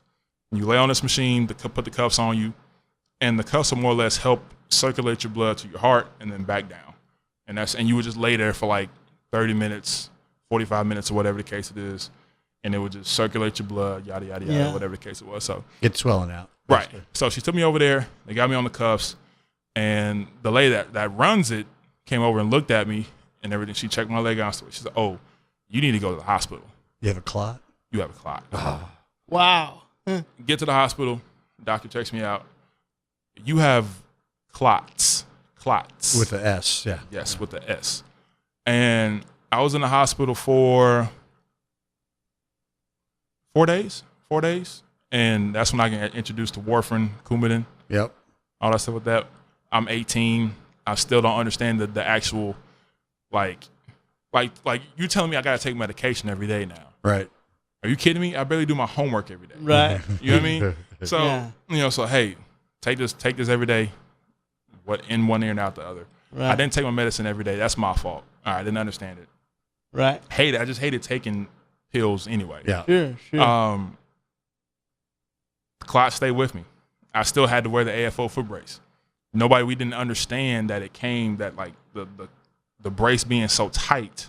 Part of it. Exactly. Is that the only thing the neurologist offered was the foot brace? You think as a neurologist there'd be a few? Also, I should probably add this. At this time, all the people that were helping out, all the money was dwindling away fast. Yeah, they're starting to dive out. Right. So okay. So we're still in this 3-bedroom penthouse. I still have no idea what's going on. Everything's fine to me. Right. We still got our car. We still got the house. Right. Like everything's fine. Nothing's changed pretty much. Right. But as an adult now, I'm learning this. You see what I'm saying? So I'm learning. Okay. Well, around the time that you was in the hospital with the blood clots, right, that agent left, or that source of income left, or that left, that person left, that person left, that person left. Did you see the stress on your mom at all? Was there stress on your mom? She did a good job of hiding it. I could tell. I could feel it. She's upbeat for you. Mm-hmm. I could tell, but she was always like, she was on the phone a lot. You see what I'm saying? She was on the phone a whole lot. And certain things that were just like fun wasn't fun anymore. Like her life her life was always about me. Right. It is always about me still. But at that point, it became more about, okay, like we're losing this dream. Like we're losing the people. Right. You know what I mean? Like people are leaving. People that have been in your life since you're, 12, 13? People that were in my life, yes, 12, 13, but people that were there for a specific reason. Yeah. Right. For return on investment. For their own. They reason. wanted, return on investment. You know what I'm saying? So like going back to that AAU baby stuff, this is a part of the game. You see what I'm saying? So the ugly part. This is the ugly part. Now, like I said, there's hundreds of thousands of dollars that have been, gone. Like I've came home. This is when I lived in Vegas. I came home one day to $250,000 cash on a couch. Wow. Cash. I want that on my couch, Az. Yeah, that'd be nice. Let's get that on our couch. But this is all like, this is basketball related. Right. This is all just, right. hey, okay, like this is the promise of what we can do as long as you do. That's one instance. There's been other instances of $250,000 and more. Wow. You see what I'm saying? Like there's more. Like I tell people, I've made more money that I haven't touched in my 4 years of high school than a lot of people have made in their life. Wow. That's crazy, you know what I'm saying? So like I've made an NBA player's salary that I just couldn't touch when I was a kid. So you've got the clots don't go away. Right. We're not taking the medicine like we should. So around this, you fast forward throughout high school, it got to a point I just stopped wearing the brace. I told Mom, look, like every time I wear the brace and my leg swells, stop wearing it. All right, cool. Graduate high school. I'm on the day of graduation. This is when I noticed that something was really wrong. That's not normal. Now, it's normal to get jitters and be nervous as you're walking across the stage. Absolutely. Yeah, absolutely nervous and everything like that. I got nervous to a whole different level. One leg, my right leg, became as weak as it felt like a noodle. Like I couldn't put any pressure on it. I couldn't do anything with it. And this is like my name is Auri Allen. I'm one of the first people to be called. Right. You know what I'm saying? It's right. So you've been in front of big crowds. Right. So this is a church in LA that's packed out with people. Everybody, their mama, their grandma, their auntie, uncle, cousin, nephew, third cousin, whatever. Everybody's there. It's packed out. There's no room in this church at all. It's standing room only. I got people that are there, people that have been there for my entire high school career, all that stuff like that. People that have came and gone but come back because, hey, we love the kid, yada, yada, yada. Right. My name is called. I'm like the second person. Right leg is like a noodle. Left leg is as stiff as a board. Can you even get up? I could barely walk. It was a limp. Both legs were just on their own, like just whatever.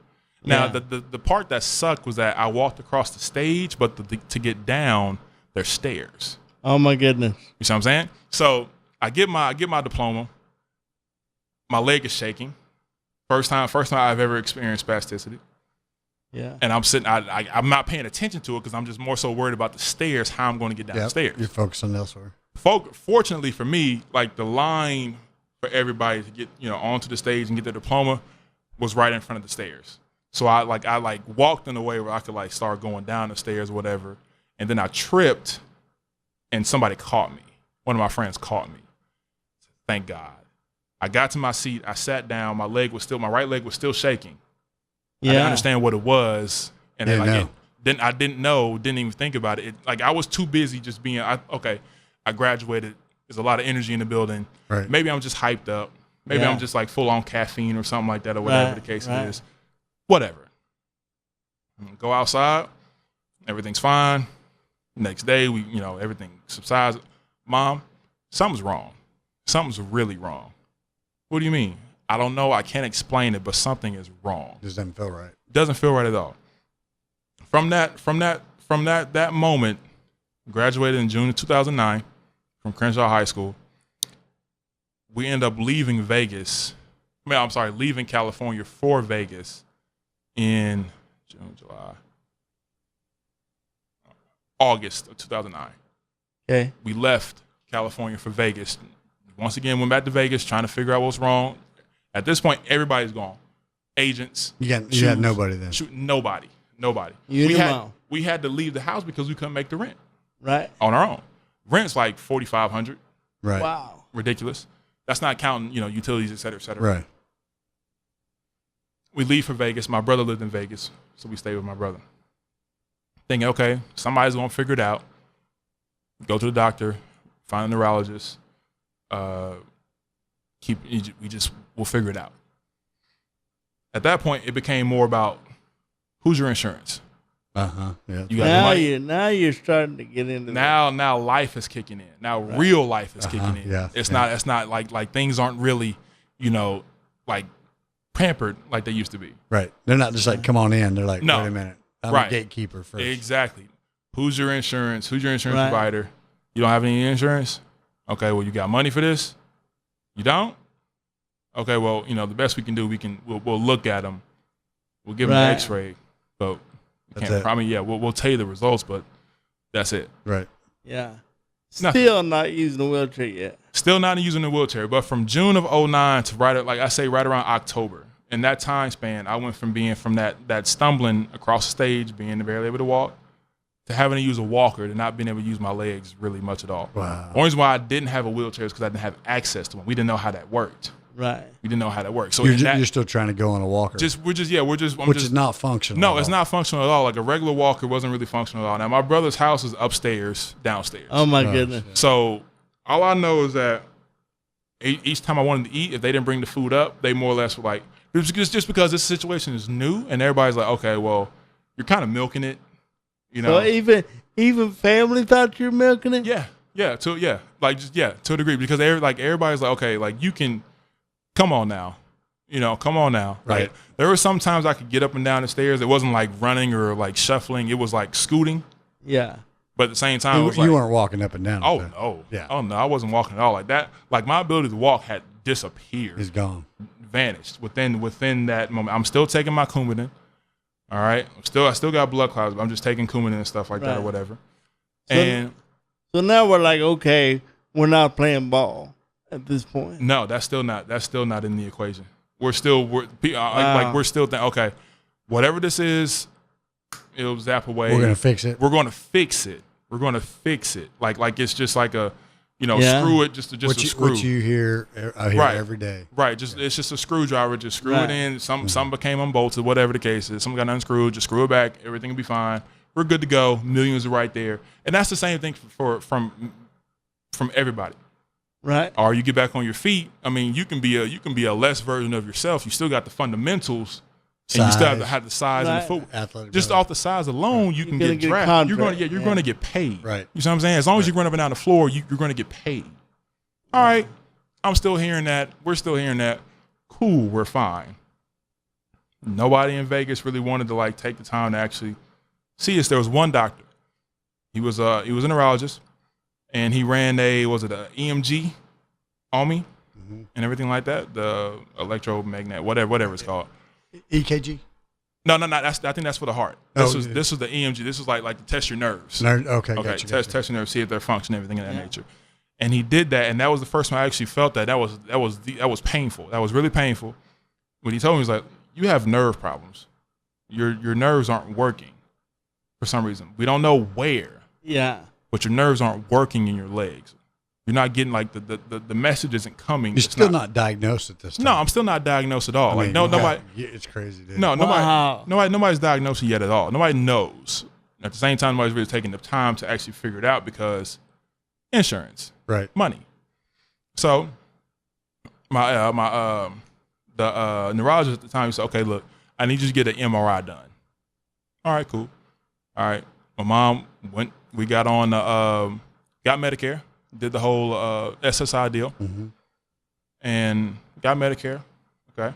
So now you got some coverage. Now I got some coverage. Not any coverage that like the good doctors would take. Right. This is before the all the insurance changes. And certainly, stuff like somebody who's 19 coming in on that, they're not expecting that either. Nobody's expecting anything. They look at my size and everybody's instantly dumbfounded. Right. So most of the conversation when I went to the doctor's office revolved around me and how I got so big so fast, or how I'm this old, how I'm this big at this age. Are they questioning what you the questions did? The questions were about things that didn't even matter. How's your heart? Right. Is your heart like stable? How's your blood pressure? Hey, I'm not walking. I'm not here for this. Yeah, like right. I'm here to like learn why I can't play ball. Like what do you this isn't what I'm here for. I got an MRI done, which there's a funny story about that.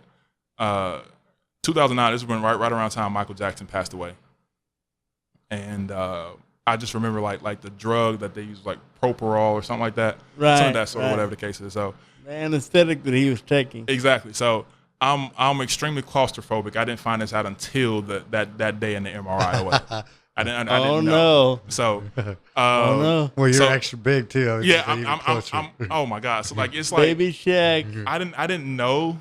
I've never been in the MRI machine until that day.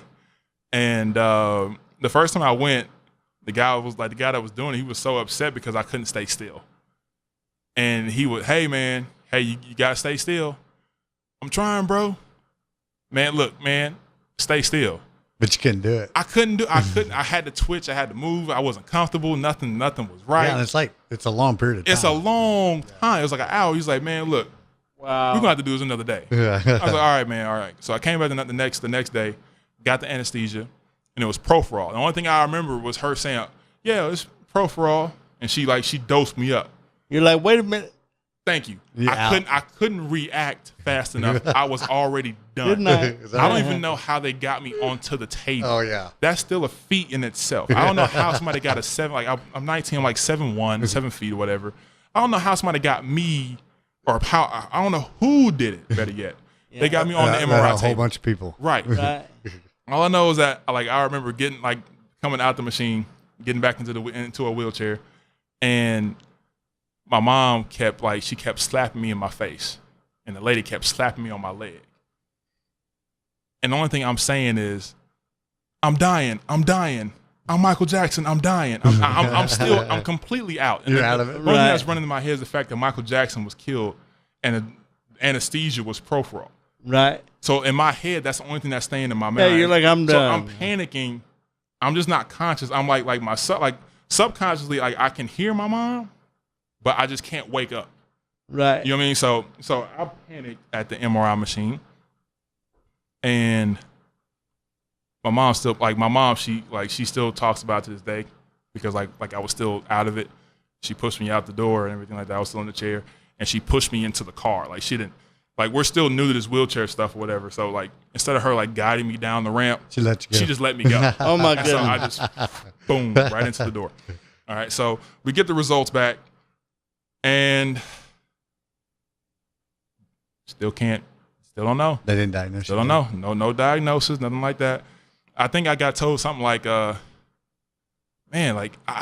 was some type of disease that was like way out, way, like some random stuff, whatever case is. And like my mom, she instantly like rebuked that or whatever. and she didn't want to hear that. So, okay, whatever. Time's still going by. I'm getting worse, progressively worse. You're getting less and less mobile. Less and less mobile. I'm sitting in the bed now. At this point, I've went from being like active, like out, people knowing me, showing up places, hanging out with people, calling people. Were you driving? No, wasn't driving. I didn't have to drive anywhere. I really didn't. Before that, you did. Yeah, before I didn't have to drive anywhere. I had people that would just come pick me up or just take me places or whatever the case was.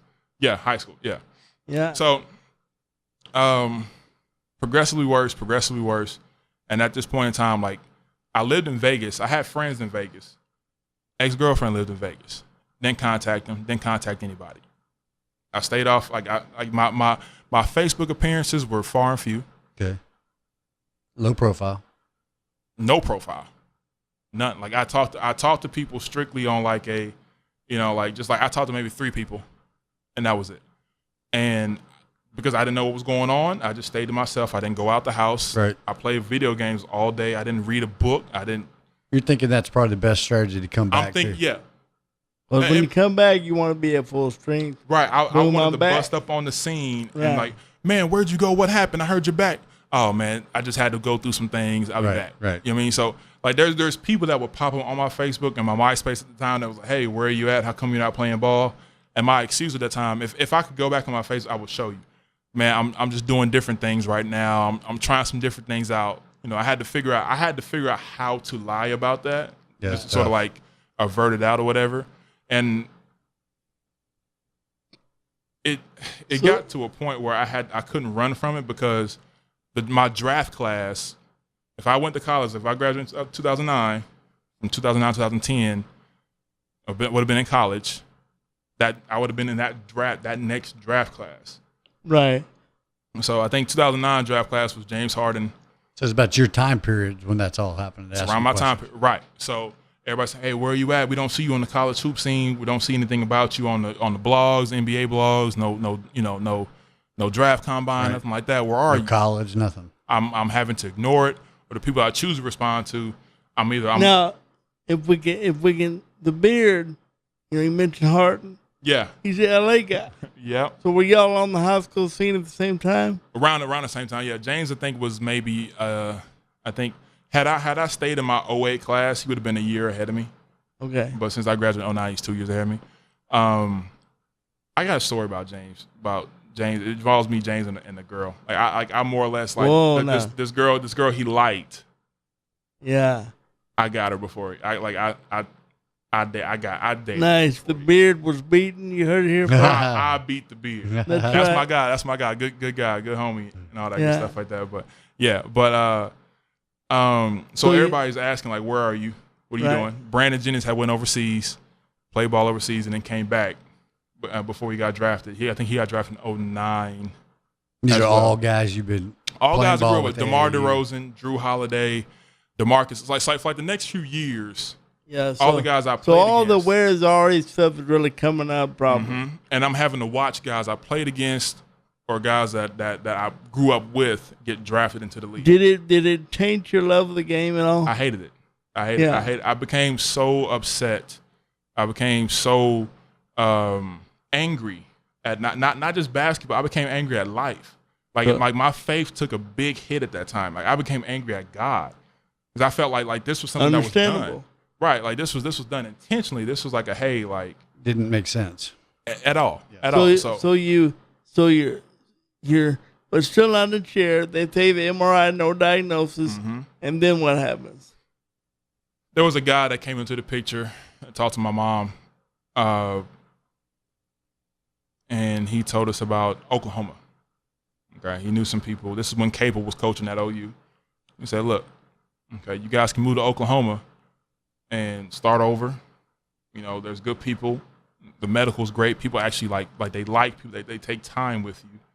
They actually talk to you. It's not like, hey, you've been in my office for 10 minutes. It's time for you to move. Right.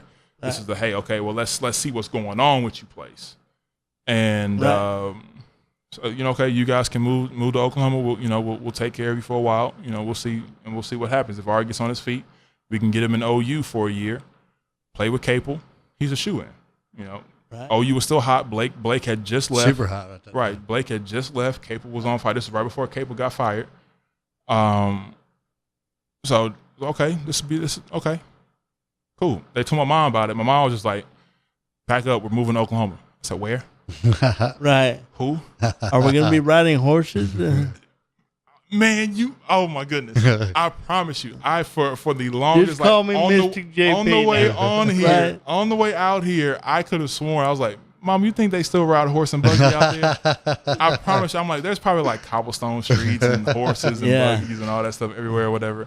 And we get out here, and my life quickly became a regimen again, which was great. I gained some weight, a lot of weight. And I had a physical therapist, I had a doctor, and I had another trainer as well. So like my days became get up early, work out with my physical therapist, eat, check in with my doctor, and work out again with my trainer. Is this in Norman?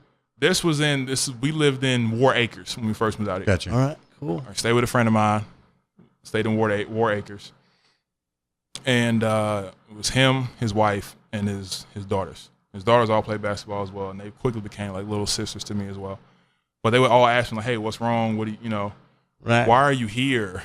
Like, what are you doing in my house? I'm trying to get better, baby. You know, if I get better, then we're gonna be best friends. That's right. Yada yada yada, whatever. Right. And that situation quickly, it just didn't yield the results we wanted to see, Right. because I just didn't get better. Now we moved here in the top of 2010, January 2010. Right after you guys had that huge blizzard in 2009, in December 2009. Oh, yeah. I remember watching, like hearing about it on the news. Yeah, and I was like, "Mama, you sure?" The horses had a hard time then getting the horses through there, changing wagon wheels. Wagon wheels had to be changed. Man, look, man. I don't know how y'all did it. It was tough. It was a pretty wild one. Man. That was crazy. So we moved here at the top of 2010, and you know, it was just more so, okay, this is a fresh start. We don't know anybody, don't know anything about it, anything about Oklahoma. We're gonna figure it out. And my life was still the same, so I just had a regimen, but I still stayed in the house. I never went outside. The furthest I went outside of that house was to Domino's one time, and I sat in the back seat, and he had the child locks on, so I couldn't get out. Once again, claustrophobic. Yeah. Panic. Can't move my legs, though, so I can't go nowhere. Don't restrict Baby Shaq, folks. No. You don't want him to have to honk out on you. Look, man. If you value your windows and your doors, do not put me in the back seat with the child locks on. Right. Now, when you got it, did you think about reaching out to like James Harden because he was here playing ball? One thing about me, and this is bad. Well, one thing about me before I've grown up, I was super prideful, and I didn't want to I didn't know how to ask for help just because like it always came to me. Like for the most part, a lot of stuff was given to me. Yeah. You know what I'm saying? So I was always the highly touted guy. Like if I needed help with something, what do you mean? Yeah. Help? No. Like I don't need help. Yeah, I got it. Like I'm good. You know what I mean? Like I got everything I need already. So I don't have to ask for help or anything like that. So I never bothered asking for help, nor did I know how to ask for help. I didn't know how to phrase the situation to anybody and say, "Look, James, we grew. You don't be like, I know you when Sorry you went about to that girl. Sorry about Allison. Sorry about that or whatever, but I'm in this situation." Right. I ran into James a couple years later, but it was here. Still, yeah. I ran into him at the Quail Springs Mall. This is when Fast 5 came out. Yeah. Fast and the Furious 5 came out. And now they're on like 14, right? Like 8 or something like that. Yeah. And I ran into him then and everything like that. Him, I know his boys, Junie, Lorenzo, all those guys. They all played on our teacher's basketball team at the same time with my best friend Malik. Cool. And so I was around those guys for a good. Now, were you in the chair when you saw him? I was in the chair when I saw him in 2012. Yeah. And he was like, "What happened?" Was he like? No. For the most part, everybody that I've encountered that I played ball with growing up, they more so look and just it's sort of like a shock. They don't say anything though. They don't say anything. They don't. Nobody knows what to say. Yeah. You don't know. And I know for me, I know how you feel. For me, I would rather them ask. Yeah. And just ask instead of assuming stuff. See, I try to take that into account because I know that's not easy for everybody just to ask because nobody knows how to phrase it and say, right. what's wrong with Well, you. you're also a giant. Right. So yeah, You know what I mean? So apparently I think I don't intimidate people. Oh, I guess I still do. Yeah, you would. Yeah. So here I am. I'm smiling. I try to be as nice as possible and look as friendly as possible. And I think I failed. I still failed. Well, now, let me ask this question though. So when did you get a diagnosis? Okay, so in 2010, we had moved out of my friend's house, and my mom and I finally got our own place and everything like that. One thing I can always say about my mom has always been a person that no matter what the situation is, she will always have a way to get out of a situation and do for herself. That's awesome. And I've learned that attitude from her. She's a single parent, of course. This is me and my mom, and she's been, she was a cop for 19 years, law enforcement, 19 years. Cool. And she always, like, in a male-dominated field, she always stood apart because she always had that work ethic. But she like, boy, you better act right. I'll throw these cuffs on you. See, I didn't have to learn the hard way. I think I got 3 whoopings maybe my whole life. My brother was a different story. My brother had to learn the hard way. My mom's 6'3". All right, yeah. She's her nickname when she was on the force was the Amazon. Wow. So like she didn't play. Like she hit people. She's broken jaws. She's broken legs. She's not a game. Like Man, she what has do a you do when your reputation. mom has broken somebody's leg? Right. You act right. Right. So I learned about this. So I never gave mom trouble. I was more so like the funny kid. Like, hey mom, look at this. Yeah. Like, haha. Like that was that. I was that kid. So, but we So moved get your own out. place. And we moved out, got our own place, and in April of 2010, I was taking a bath. And this is before I knew about shower benches and wheelchairs still, or how the ADA worked and handicap doorways, blah, blah, blah. So I was taking a bath, and the water was flowing, hot, so I can see the steam. I just couldn't feel it on my feet. Yeah. Wow. Couldn't feel it on my feet. And at the same time, I couldn't breathe. I'm starting to panic because I don't know what's going on. I don't know if I'm dying. I don't know if something's really wrong. Like I can't really breathe. Like the steam in the room is getting heavy, and I can't really catch a breath. It's short breaths, and I'm not really getting all my air. I'm looking at my feet. I'm touching my feet. Don't feel it. No, I don't feel anything. So I bang on the wall behind me. I bang like really hard. Yeah. My mom just like, as a mom, kicks open the door like boom. What's the matter? Right. Yeah, like just cop instinct. Boom, kicks open the door. Right. What's wrong? Can't breathe. Can't feel legs. Wow. Instant, like just mom reaction. Get out. She throws the blinds open and she pulls me out. Like now at this time my legs are dead. Like so that it's dead weight. Just dead weight. Yeah. It's dead weight. So let's just say this. Let's say I'm 380. Right. And your mom just pulls you out. My mom pulls me out the tub, drags me into my room. Mama strength right and there. It's exactly. Helps me get on my bed, which my bed was off probably maybe wasn't normal average size. Yeah, it wasn't the average size, but it was off the ground. Like it was maybe like 2 feet off the ground or whatever, with 2 more box springs on top of it. You know what I'm saying? Yeah. So like it wasn't. You have to have your legs to get on the bed. Sure. My mom helped me get on the bed. Yeah. Called the paramedics. They got there. We went to OU Medical. And I was in OU for about a month. Wow. Blood work every day, 2-3 times a day. Like I still say to this, every time I go over there, I tell them, look, y'all got enough of my blood to make a clone, make an army of me. Right. Like if there's another like 7-foot kid at like 12, I'm coming after y'all. But is it safe to say if they made an army of you, then James Harden would never get laid again? Oh man, if they made an army of me, man, look. He would just sit home. The game would be so slow. Like all the Allisons in the world would be.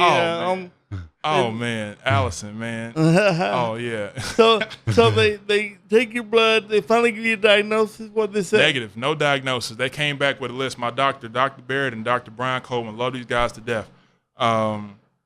They came in my room one day with a list. All right, Dr. Barrett's probably every bit of 6'2", 6'2 and a half, 6'3", something like that. A dwarf to you. little man came in with a list of like just words on it, and it dropped to the floor. Wow. It just dropped. Like, that's everything you had. That's everything that they thought. Like they crossed out. It had crosses through everything, and they said, "Look, we don't know. They checked my eyes for Divic's disease. Eyes are fine. Everything. I mean, my eyes are fine. Like I have back problems. We don't know, but I don't have eye problems.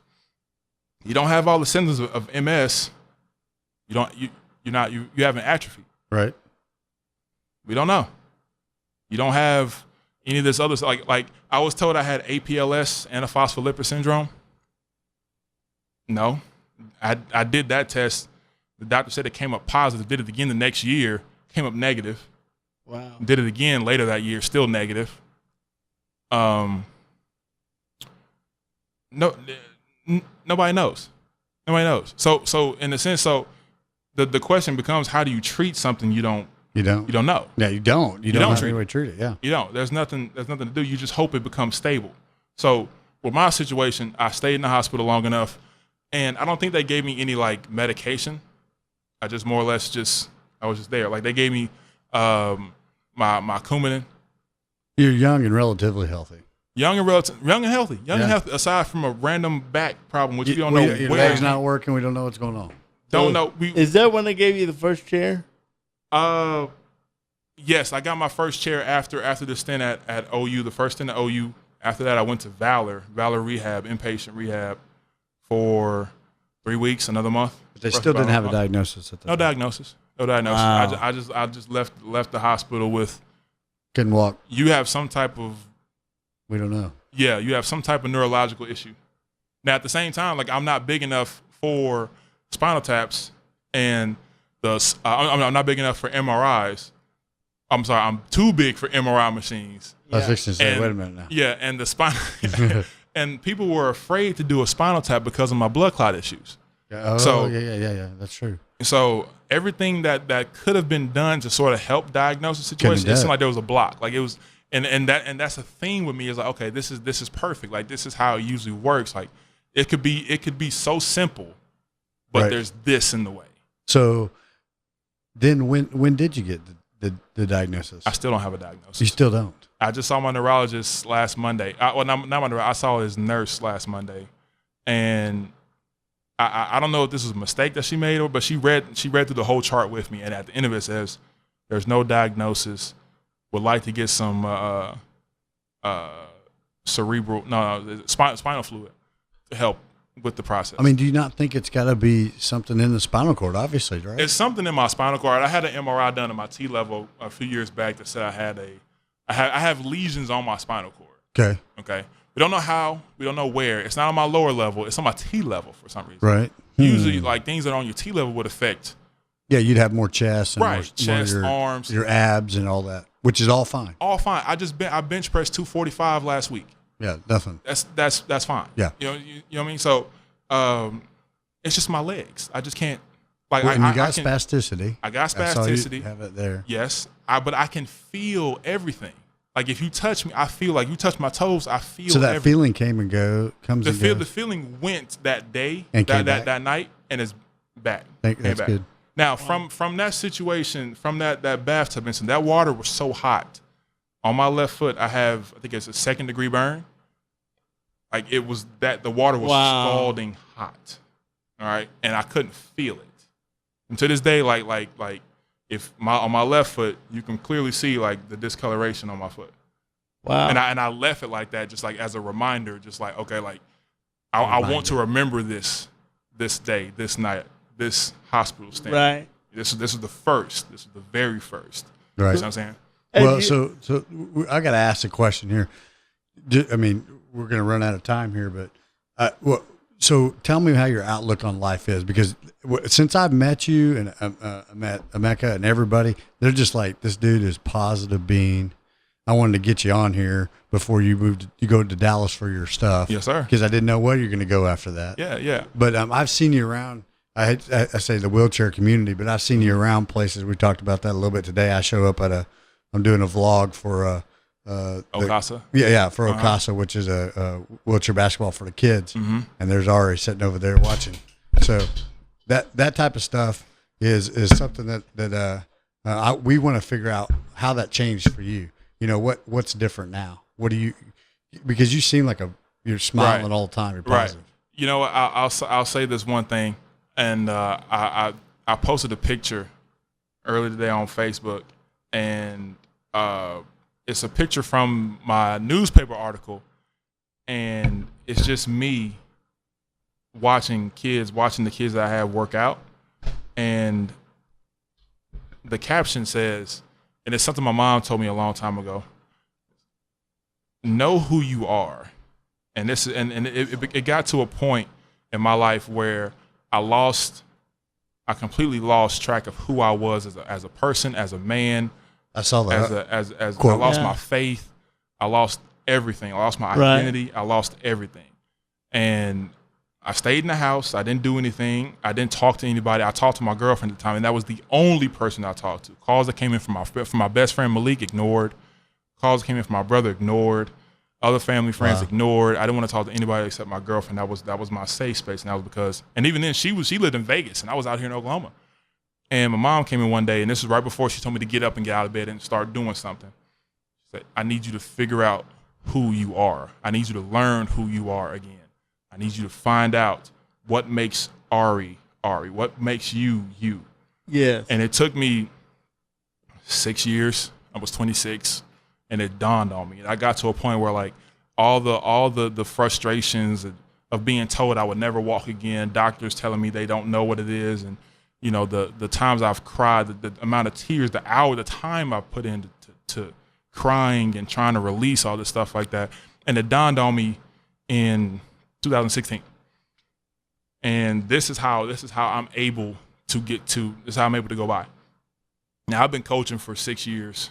I've been, coaching, working with kids and stuff like that. But that for a long time, it was a front just to sort of get away from the things that I wasn't proficient on, or things I didn't have, like my abilities or whatever the case is. But I've come to learn that I'm a mistake. I make mistakes. I'm a mistake maker. We all do. But I will seek wisdom. I will forgive. I will search for understanding. I'm a creator. I'm a failure. This is who I am. I believe in God. I'm a man. I'm human. I made these are my faults. This is who I am. But this wheelchair is not a part of me. It helps me get to and from. It's my transportation device. It helps me be able to stay social. It helps me be able to, do what I do as far as coaching. It doesn't define you, though. It doesn't define who I am. Let me just say, it is a chick magnet. You are not lying.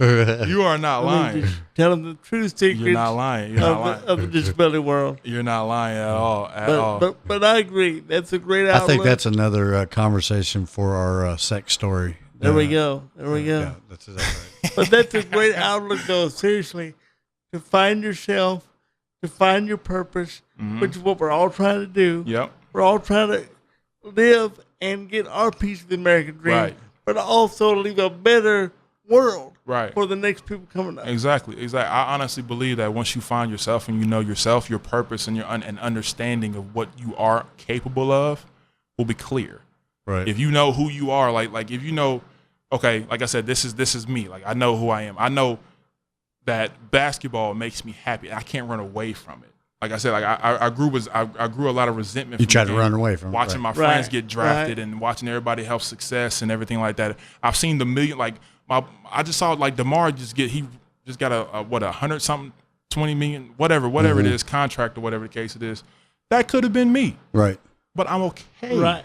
I'm okay. I understand. But you got to figure that out. Right. I understand all the work that he put into that. I understand the problems that come with that. I understand the good times that come with that and the bad times. I've experienced it already. Right. And I know that's a part of me. So I can see that. You know what? I saw DeMar at the game this past season, and I talked to him. Exchange numbers, all that stuff like that. I say, I'm proud of you. I'm really proud of you. From where you were, which, by the way, back when we played ball together, it was Brandon, DeMar, myself, and a few other guys that played in the pros and stuff like that. DeMar was the guy we told don't shoot. He was the guy that said, don't shoot. Now he's an all-star, great shooter, 3-point shooter, all that stuff. Like, he's a great scorer. We told him, DeMar, if you can't dunk, don't shoot. All right. So I'm really proud. I'm really happy for him. Happy for his family. Happy for his father, his girlfriend, his baby. Yeah. I'm really happy for him. But that's not me. What I hear though is a man you that's now finding that purpose. Yes. And relishing in the moment. From acceptance, you find direction. Once you accept something. But it took you that long. It took me this long. It took me 7 years to understand this. From all the resentment, but I had to go through all that to get to this point. Right. You know, so I tell kids, even a lot of the inner city kids that I talk to that are upset about a situation or, you know, their living circumstance. I know some kids that raised themselves. No mom, no father. Crazy. In high school, raising themselves. Like they go to job, they go to work and school, and they pay rent, and they pay for their phone. Like there's kids like that out here. You know what I mean? Right. And I tell them the same thing. Like, from everything you're going through now, it's going to pay off, but you have to accept that this is what it is to find your direction to where you need to go. So that's your calling now. Absolutely. It is. And I told somebody, like look, don't get me wrong.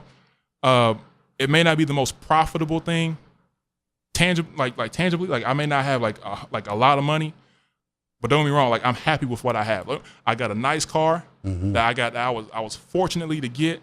And fortunate to find people that wanted to help me, help build that car for me and everything like that.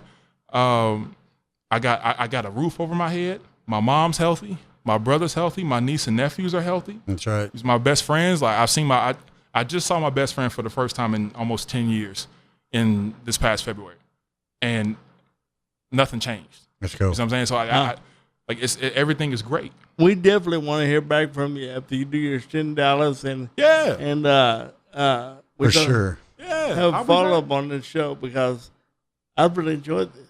Oh man, I've enjoyed the snot out of it. Yeah, it's super good. Man, look, man, I appreciate you guys, man. I've never done this before. I know I talk you're a great storyteller, man. Yeah, I told JP, I said like there's certain because I don't like talking about myself. There's so many things I'll miss out on. That's right. But I completely left out my sophomore year, homeschooling. Byron Scott came to workouts. You know what I mean? Nice. There's so much stuff I left out. You know. Well, you got a whole book worth. Somebody told me I need to write it. Seriously. So I think you're like the 5th person to tell me that. You got a whole book worth. You don't know that. You don't know it, but you do. Hey, you do. I think you do, man. Yeah. Well, I mean, think about all those people you're around and all that stuff. But the outlook on your life is super important, and it's awesome to see that you're putting that energy somewhere else. Because you talk about, my dad always said, do the right thing, and then everything else will come. Yes, sir. But it's hard to do that. It is. It's very hard to do the right thing without having the motivation to say, I can do the right thing and get bitten, and it not come back in my favor. You've got a badass story. Thank you. And you got the personality. You got Absolutely. You do. You can articulate it well. That you just keep doing it, and we're here to help. One thing we'll do is we're going to throw everything up on the podcast and send me any links you want me to put down at the bottom. Definitely. I'll link it up. Yeah. And then we can, we'll just need to schedule you for when you're back. Okay. No problem. But we got some Skype meetings tonight, but after that we got to work on to learn some stuff. But what we need to do is figure that out and then just bring you back on when you're down in Dallas. Absolutely. All right. I got me a computer now so I can do that. Also, hey, people, if your child, your son or daughter is interested in basketball, even if they're beginners, they've never played or anything like that, I am a basketball teacher. I won't say trainer. I am a teacher.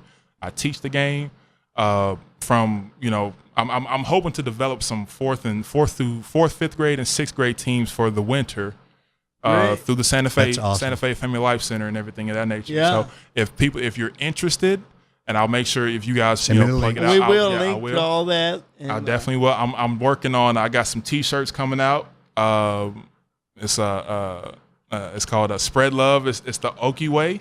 The Okie Way. It's a play on words from a Notorious B.I.G. song. And that's all that those shirts are coming out to help me with my trip to Dallas. I want to buy one of those for sure. I will definitely. I will make sure if you guys just come to my Facebook, you hit me up, ask me questions. I can give you all the lowdown. We will link, folks. We're gonna have a direct link to his Facebook. Yep. We will. And I'll link it up. We've really enjoyed you. Man, I appreciate you guys, man. I really appreciate it, man. This is necessary for the community. This is necessary for the people. So many people don't understand or don't know, and it's just not accessible. We agree. Well, there's your whole world's changed for you, and we'll get more into that next time we get together. But your whole world's changed, and so your outlook on life, you can already tell it's changed. It may take you 7 or 8 years to get there. You're thankful. Yeah, that's exactly what it is. Thankful. Yeah. There's been days like I said in the newspaper, there was days I was ready to end it all. Right. I was ready to go and just be done with it. Put and your now, mind somewhere else. Right. Right now I'm thankful for that day, but I'm at a different place. Right. Don't get me wrong, like I have my bad days too. I'm not just always cheerful. Right. Oh yeah. Happy. Yeah. I'm human in that sense. We still all get it. Right. But as long as I can get in that car and I can drive out, like I don't think people understand, especially my friends on the West Coast, why are you there? Why are you there? Like, why do you come back to LA, come back to Vegas, man? Yeah. Like, there's nothing in Oklahoma. No, there's a lot here. There is. There's peace of mind here. Well, there's people. There's people that genuinely care. It's a different world. I can meet a stranger and become friends with them immediately. Yeah, and there's nothing there. Like, they're not hustling and bustling to and from. What I can get in the car and drive to Norman and back and just be cool with. I'm happy. I'm happy. Good. So life is good. No matter what, life is good. Well, man, I appreciate you coming on. Thank you guys. It's been great. It really has been. Always, man. It's a good story, man. It's really unbelievable. I can sit here and listen all night. I know.